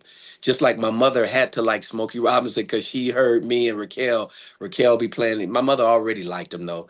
But she had to like them all the more so because we were in the anything came out new with Smokey, I had it. Anytime new came out with something the Jacksons did, I had it. Or Raquel had, Shaka or whatever. But I had to listen to Boys to Men. Um, and I had to, and because it kept me young mentally too with the sound of the music. Just Mm, having kids keep you young mentally, especially I train them as singers, then they're teaching me to stay young with the new stuff, like Boys to Men, and to watch them grow now and see what they're doing. I'm going to see them on January the 30th out here at T-Mobile Arena in Vegas with New Edition and Tony. And I can't wait because to see them grow and to see how they're still together, these three men, um, and they still sounded so beautiful. So I hate that some people just don't stay around for the long ride, like the bass man in the group. I Mike. guess Mike, Mike, that's like he missed out on so much. But these other three guys, they took it and just ran with it and still are so incredibly talented. I love to see our black men stay on their grind and to continue to look good. And then Sean is learned how to play guitar, got his own podcast. It's just a beautiful thing, man. You Yeah, know? yeah, yeah, definitely beautiful to see, and hopefully, Mike can get on and do a couple of spot shows with him and whatnot, what have you. But Boys to Men, along with New Edition, the standard when it comes to the modern day R&B pop group, and just recently, my wife and I, we got to go see Backstreet Boys at the Spirit. If you can Mm, go, people, do go. But I will tell you, get a balcony seat away from the stanchion where the house lights are at, because if you're sitting underneath that, you're not really going to get the full effect of the show. But to see the crowds at that show, everybody dressing in all white, and to think that how now, at least for my generation, Backstreet Boys, they're considered a legacy act. yeah, I know. Ain't that funny how you could have 5 great years, but then you could have the rest of your career doing concerts. People never forget music. So if you keep yourself in good shape, it's a wonderful thing, man, to do that, man, to continue to tour and give people that music that they grew up on. Yeah, and we mentioned the first time we talked about Diana Ross and how she was one of the first ones to really look at the potential of Vegas. Say, I can go ahead do a short stint if I want to, but also play the long game if I want as well. So can we just talk about how big that was for her to go to Vegas at that time and to really just understand the potential of Vegas and the money that you can be brought in. I'll say that question again, Jarrell, one more time. So I was just preoccupied with something you said about Diana Ross. What? Yeah, so with Diana Ross, I believe we had mentioned the first time out, she had signed the agreement where she would do like 30 days on, 30 days off. So what was it like for her, for you, when she, signed that deal, and to just see now, we kind of touched on it at the first time, but I want you to expand on just seeing now how Vegas is not just graveyard destination anymore. Is where you can play both the long game and the short game as an artist if you want to. Yeah. So when Diana Ross did that, man, it had to been 79 when my sister was singing with her. And it was literally, it was like a being on a set in a movie. It was so beautiful because I would be backstage. Diana would be, in and out of her dressing room, such a lady, such a wonderful human being, such a charismatic entertainer that I literally, as a guy in his 20s, uh, fell in love with her just looking from afar. And to go to 30 shows, 30 dates, I was at every show. And it was like an event because not only did you see the lady do the same show, and I never got tired of seeing that show. That show, by the way, is on YouTube. Diana Ross at Caesar's Palace, 1979, is a wonderful show. Watch that show. It's still beautiful. And then I think I went not only to see the lady do her thing every night, but to see what Motown act was gonna come. And so this one night Marvin Gaye came, and so just so I wouldn't take anybody's seat, Diana told Rocky, my sister, just have Grady sit at the side of the stage every night, which I did. It was the best seat in the house, and all the dancers. Diana Ross's brother Chico was on the skates, and oh man, it was just I just got my first peak of Vegas, and I was living in Los Angeles, so I stayed with my sister and get dressed up and watch her put on her makeup because me and her are like close. We should have been twins, Raquel and I, but to see her now, Diana, because I've seen her. I think I've seen her last year, and she's just so elegant still. The show is not extravagant, like coming down staircase and then opening up and the real Diana comes out. It's not like that, but it's still the lady. When I went, she came from the back in her long gown, and you know how Diana dresses. Mm, She came from the back, and all the audience still go crazy. She's still so beautiful, and she still carries herself like a queen, and her voice is still beautiful like it was when she recorded. And to see all those other acts, Earth, Wind, and Fire, they come and do their little residency because mm, it's fun to an artist. What it does, and I can tell you personally, we don't like traveling as artists, but we got to get to the next gig. We got to take the planes. We got to take the trains. We have to take the limos to get to our hotel. Then we got to take the cars to go to the backstage. So all this really, really is anxiety for artists. So when when any artist, I don't care if you're doing a gig over in Sandia, when we do Sandia 4 nights and we can just stay there, go to our hotel, we don't have to get on a plane.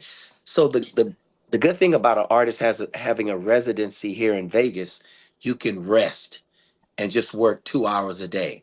And no plane rides, no, you can use your day as you want to use it. You got 22 hours to do whatever you want to do. And that's good for the soul.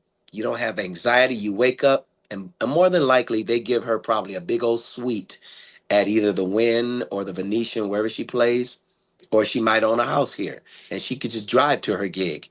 Um, but it's a wonderful thing for any artist. I don't care if you're Janet or Celine Dion or Jennifer Lopez.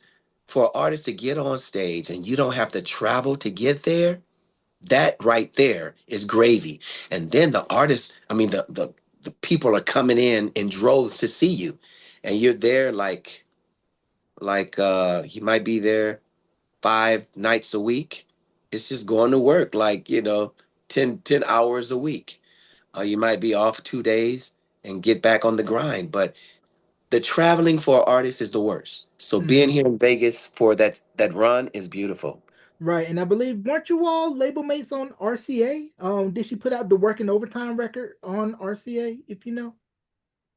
I forgot when she signed with RCA, Jarrell. That's a good question, but I didn't hear much about Diana being at RCA. If I signed with them in 1988, I forgot the year she signed with them. Yeah, because I believe if it serves me correct, that working overtime record, I believe that probably came out in 89. I believe that record was signed. She was signed to RCA, I would want to say, but I'm looking right now. So people, we are definitely looking that up just to see if that actually no. So the Working Overtime album that was released on Motown. But I know she was signed to RCA as a solo at one point. But that Working Overtime album was on Motown. Now in that video, there's a young Rosie Perez that was in the video. Now Rosie tying it back to In Living Color, which we were speaking of earlier. I felt somewhere along the way a girl group could have been made out of the Fly Girls. Somebody Yeah, didn't see the vision. I mean, you got right. five beautiful women that all could dance. Just get them Yes, a little bit of vocal training, right producers, right writers, they would have been huge. exactly. I didn't even think about that till you just told me. Yeah, that they could have been a great because they moved so swell together. And of course, Rosie started off on Soul Train, and now Mm-hmm. she's the Oscar winner now. Go figure. Mm-hmm. Ha, Yeah, yeah. go figure. All of the heavy hitters that came out of Soul Train and that show and Living Color, and we mentioned everybody who came out of that scene together to be where they are Big, now. big, And big, big Louis Carr. Big Louis Lou used to Ski. Lusky, man. I tell you, I saw him at the party, told him how proud I am of him for being on that show Family Business. Is it Mm, Family Business? yeah, yeah, Yeah. I mean, and he's still Louis, just real quiet until he get on the dance floor. Then he busts wide open. Yeah, yeah. he's very unassuming and he don't take himself serious. Shout out to Louis and all my Soul Train gang. Cheryl Song, Sharon Hill.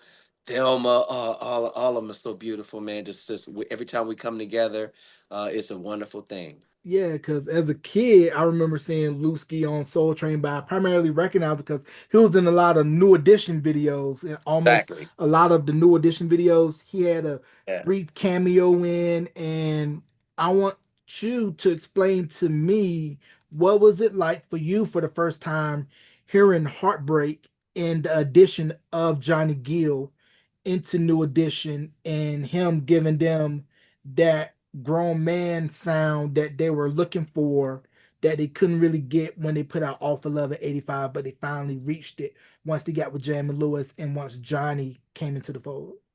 Yeah, I've been knowing Johnny, man, before he got into New Edition.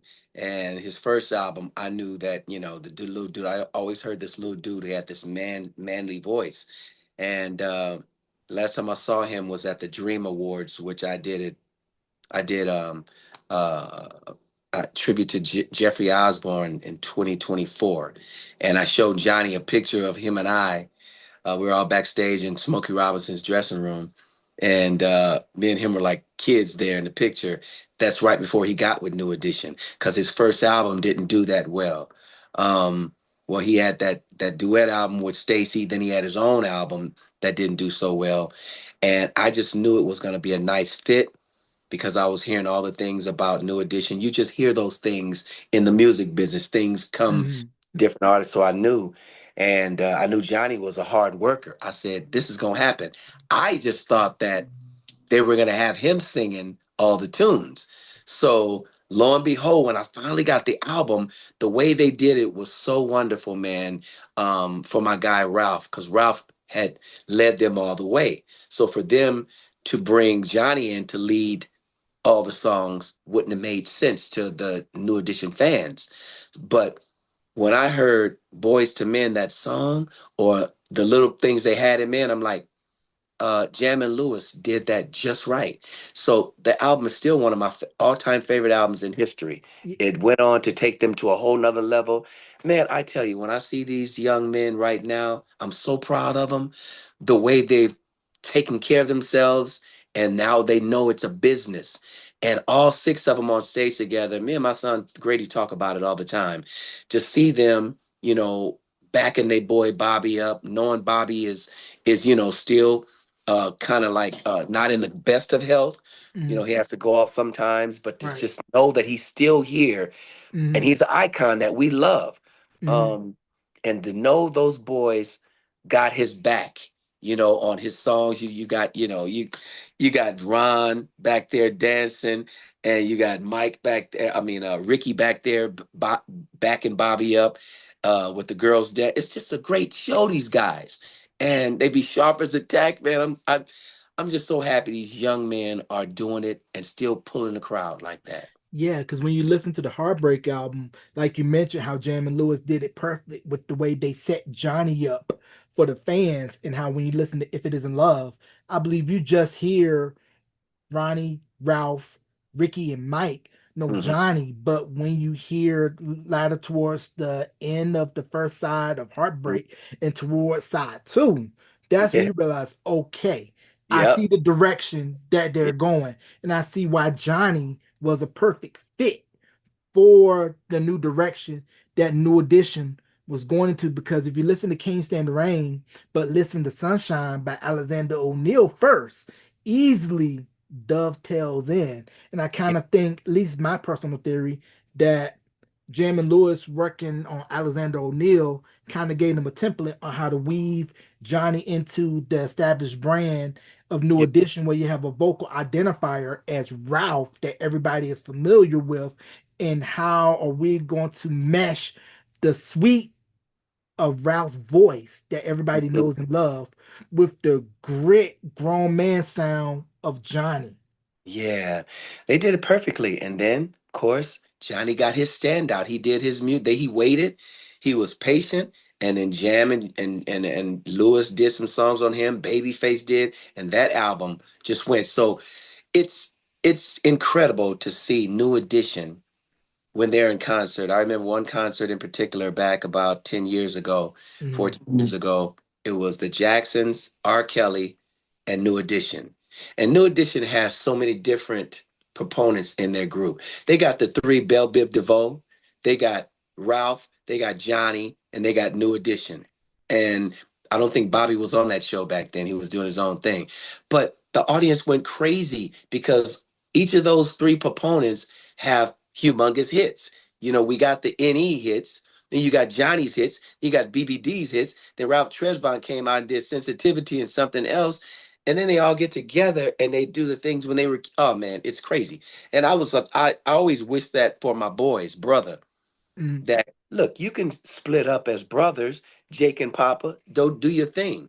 Anthony, do your thing, but get back together for the nucleus of that group, brother, and make noise. But mm, hey, that's just my being a father thing. mm, It didn't happen, and I don't think it'll never happen. And it's just a lot of great music is being missed by my family of artists. And I just, as a father who's been an artist, and I love this business, and I see how people can win in this business. And mm, I know I got the winning team with those five boys, and it's mm, not working like that mm. because of the interaction with the brothers. You can't get along. It's like, come on, Jermaine eventually came back home to Right. his brothers, and that people wanted that. And I'm Mm, always getting, inboxes of when are your sons gonna get back together? They're grown men now. right. Can't force them to do anything they don't want to do.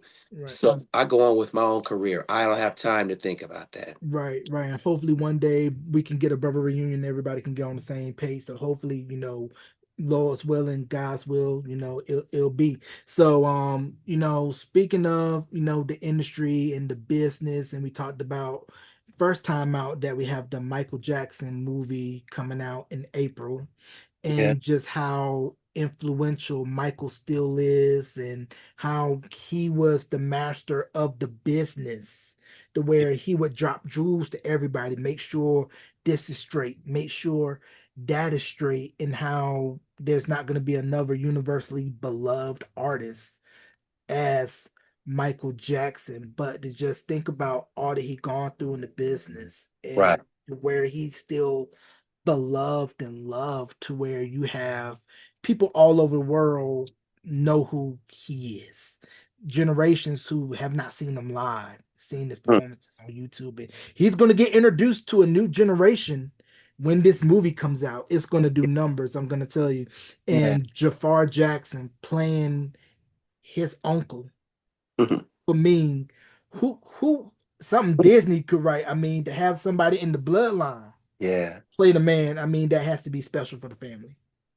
Shout out to Jermaine. I know he's so proud, because I know he worked with his boys, of course, Jermaine's the one that hired me for the Jackson miniseries. So to see that happen for Jermaine and for the whole family, I know Jermaine is the most proud father in the world, just like just like I was to see my sons do whatever they did. So I know him and not to mention his mom, Alejandra, they're proud of that boy, man. I haven't seen it yet. I've seen little bits and pieces of him, and that Jackson look is defined. It's incredible to see Jafar playing his uncle. Go figure. I mean, and you got all these. I know a lot of Michael tribute artists. Shout out to all my guy E Casanova, so many of these guys, and a lot of them were hurt because they got the experience of being Michael and they wanted that role so bad, and Jafar got it just because nepotism. So they're waiting. You got all these Jackson tribute artists. Shout out to all of them because they work hard. They're gonna be waiting, so Jafar will be they're gonna have a micro. Not a mic. They're going to go up him like a microscope, looking and watching everything he does, Michael, because they've been doing it for years. Mhm. Tribute to Michael. But Jafar got it, and Antoine Fuqua is the one who is directing. And any movie that Antoine's ever done is going to be a Mhm. real, real great movie. So I'm looking forward to see it myself. And little guy, uh, uh Julian, who does the little boy Michael, goes to my Kingdom Hall.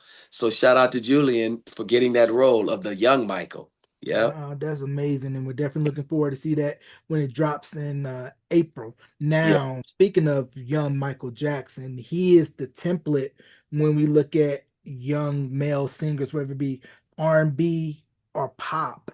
Hmm. And we spoke on New Kids on the Block on the first interview, and how when Joey McIntyre came into the group, Maurice Starr's vision was a young white Michael Jackson.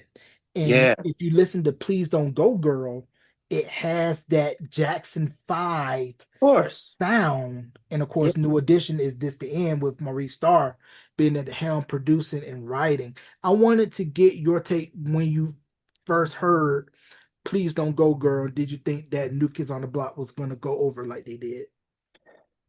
Well, it's different with our white counterparts. They get bigger just like that. For I knew they were gonna make it. Just if they know how to sing just a little bit.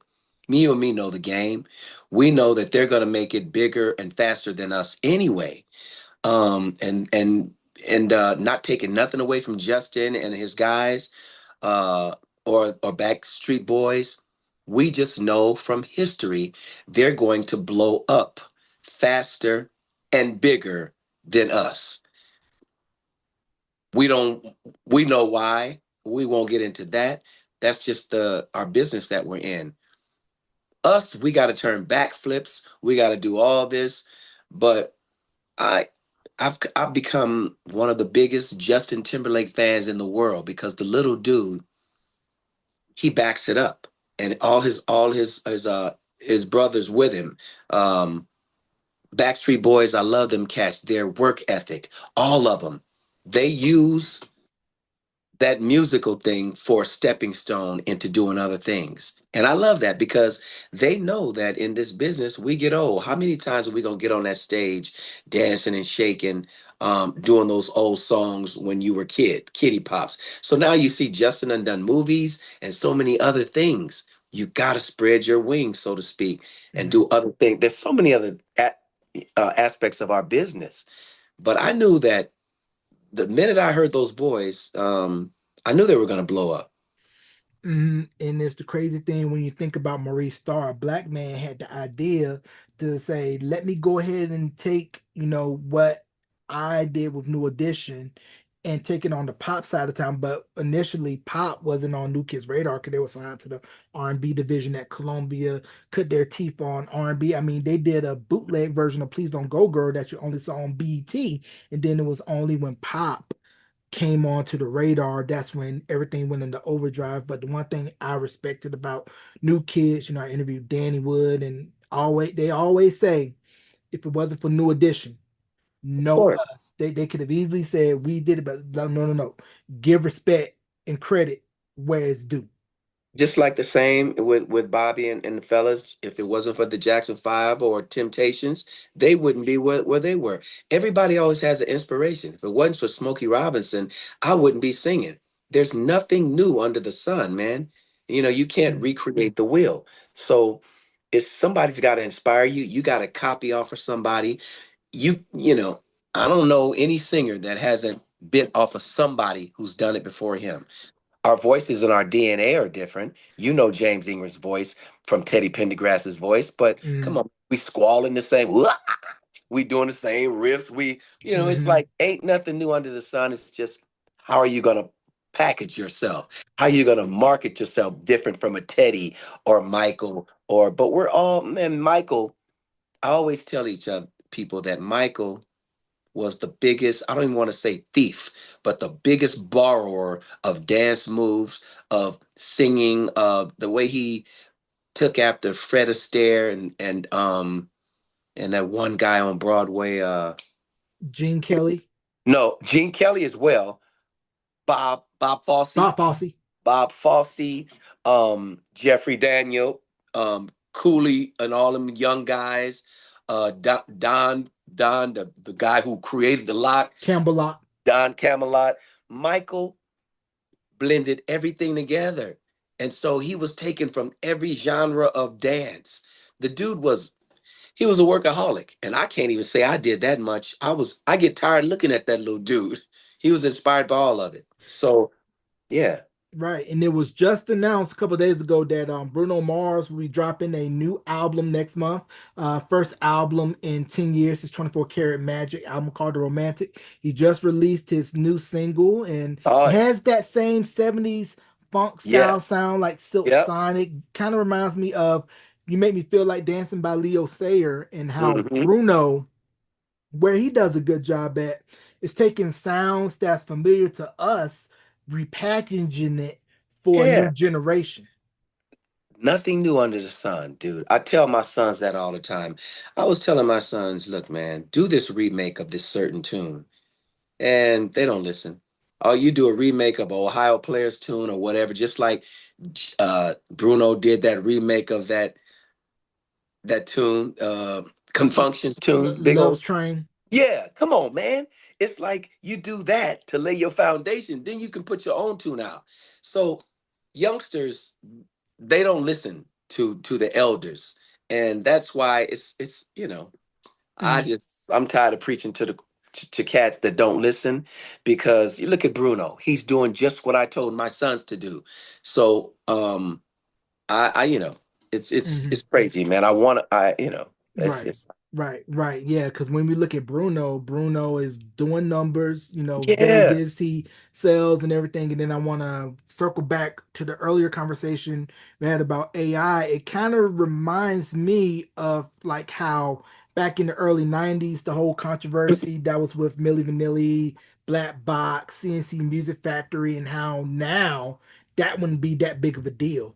But as you know, back then it was considered scandalous because you really had to show and prove yourself back then. But now we're seeing like how we mentioned with AI coming in and Yeah. how everything is quick, easy, fast. It's more about the look and can you sell, or are you already prepackaged to where I can put you out and sell. Mhm. But it just kind of makes me think the real talent will shine through, but as you and I know, it takes a lot more than just talent just to get you in the door.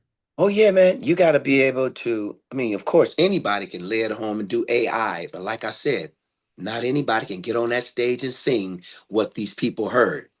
That is, and not only sing, but to be a performer and to get up there and really recreate movement and stuff and have an audience looking at you like this when you're performing that record. So anybody can behind the scenes lay an AI track and have someone else sing it like Milli Vanilli did, but you got to be able to perform it. Live performances will never ever end. People love to go to Broadway. They love to go to concerts, and that's going to always be happening. If you can't sing your product, you better get another job or hire somebody else who can do it and pay them.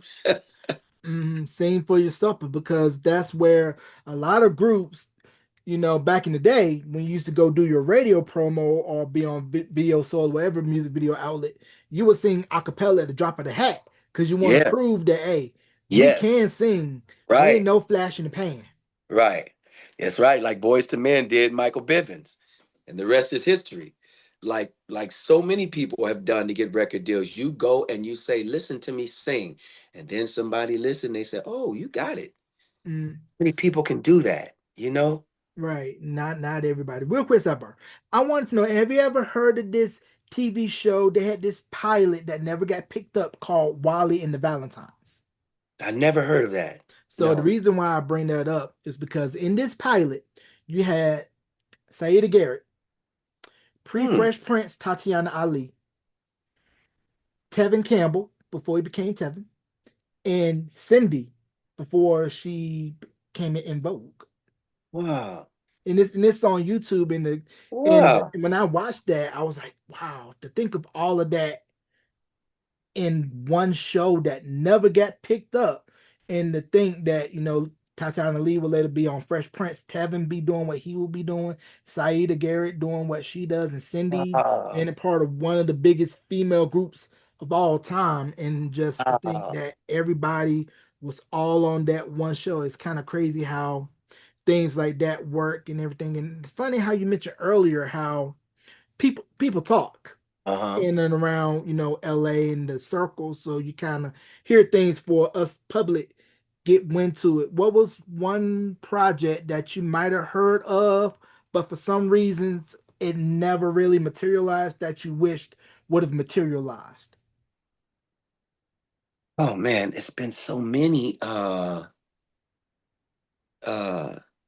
there there was a there was a sitcom that I think I forgot the name of it. Stan Foster, Miguel Nunez. They got me to sing the opening track for this sitcom, and I really forgot who started it. This is back in the '80s, dude. So I totally forgot. But I wish that sitcom would at least came out only for selfish reason because I was singing the opening credit to it, the Mm, opening music, mm. just like I did on my boy, rest in peace, my good friend TK Carter died, right? Oh yeah, yeah. Rest in So peace. he had a sitcom out called Just Our Luck, and it's on YouTube. So just put in Just Our Luck theme song. That was me, Just Our Luck theme song.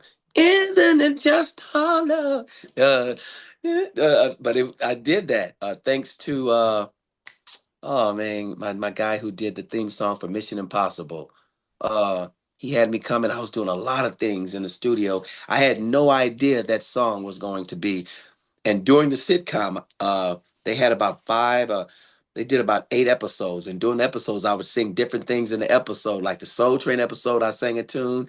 But that was me singing that opening song for Just Our Luck. Rest in peace, TK Carter. Yeah, definitely rest in peace, TK Carter. I remember him back in the day as Milo, Saved by the Bell. He was in Punky Brewster and played Gary in The Corner, and he was on Sinbad Show and The Yep. Thing and various other credits in film and TV. So RIP to Mr. TK Carter.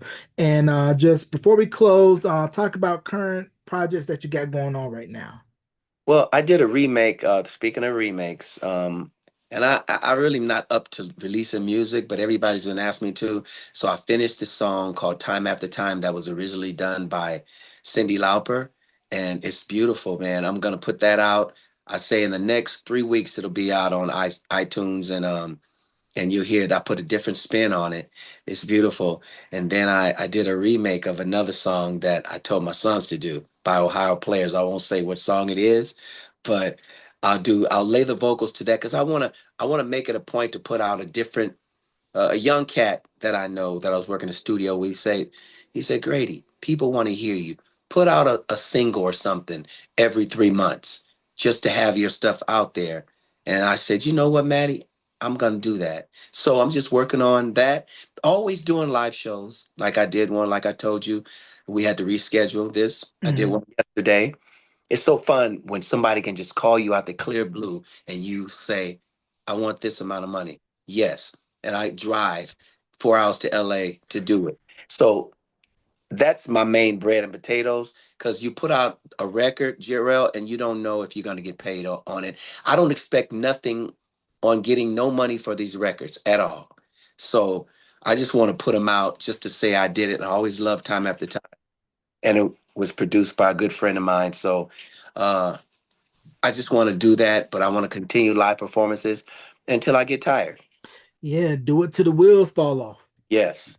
Yeah. Yes, sir. Yes, sir. You're cut from that cloth where the performers, they did it for the love. They did it till the wheels fall off. And you know when you go see Grady Harrell perform, you're gonna get your money's worth. Thank you, man. Yes, Thank you. sir. So before we close, any shouts you want to give and plug your socials. My socials is Facebook, Grady Harrell, Instagram, I am Grady Harrell, TikTok, Grady Harrell, YouTube. My YouTube page is Mellow Baby / Grady Harrell. Mellow MELLOW dash baby / Grady Harrell. You can see a lot of my live shows on there and everything. Um, and shout out to my God Jehovah for allowing me to live here right now and his son, his anointed son, my King Jesus Christ in the heavens, who is going to rid mankind of all their problems with that kingdom government in heaven that we always pray about. Our God in heaven, let your kingdom come. That government, our King Jesus Christ is ruling right now. And soon, all this mess we see on the earth, mankind cannot do it. But Jehovah has put his son in power to do that. And that's why Jehovah's Witnesses preach the good news to point people's direction to the kingdom hope, because this earth is not going to be destroyed by man. Jehovah created this earth to be inhabited forever by perfect people. So I look forward to living on a paradise earth and welcoming back my dead loved ones who fell asleep in death, including Michael Jackson, James Brown, so many other people that are resting in the grave until Jesus Christ resurrects them. And I love that. Amen. You can catch this interview wherever you stream podcasts and on YouTube at youtube.com/ beyond the album cover. Ladies and gentlemen, let's give a big thank you to the one and only my good friend, Mr. Grady Harrell. Grady, thank you once Love you, again for coming Terrell. back on, and you're more than welcome to come back anytime, as you know. I will, Barry. I love you, Yes, man. sir. Love you The too. best Yes, to you sir. and your family. Yes. Thank you. Salute.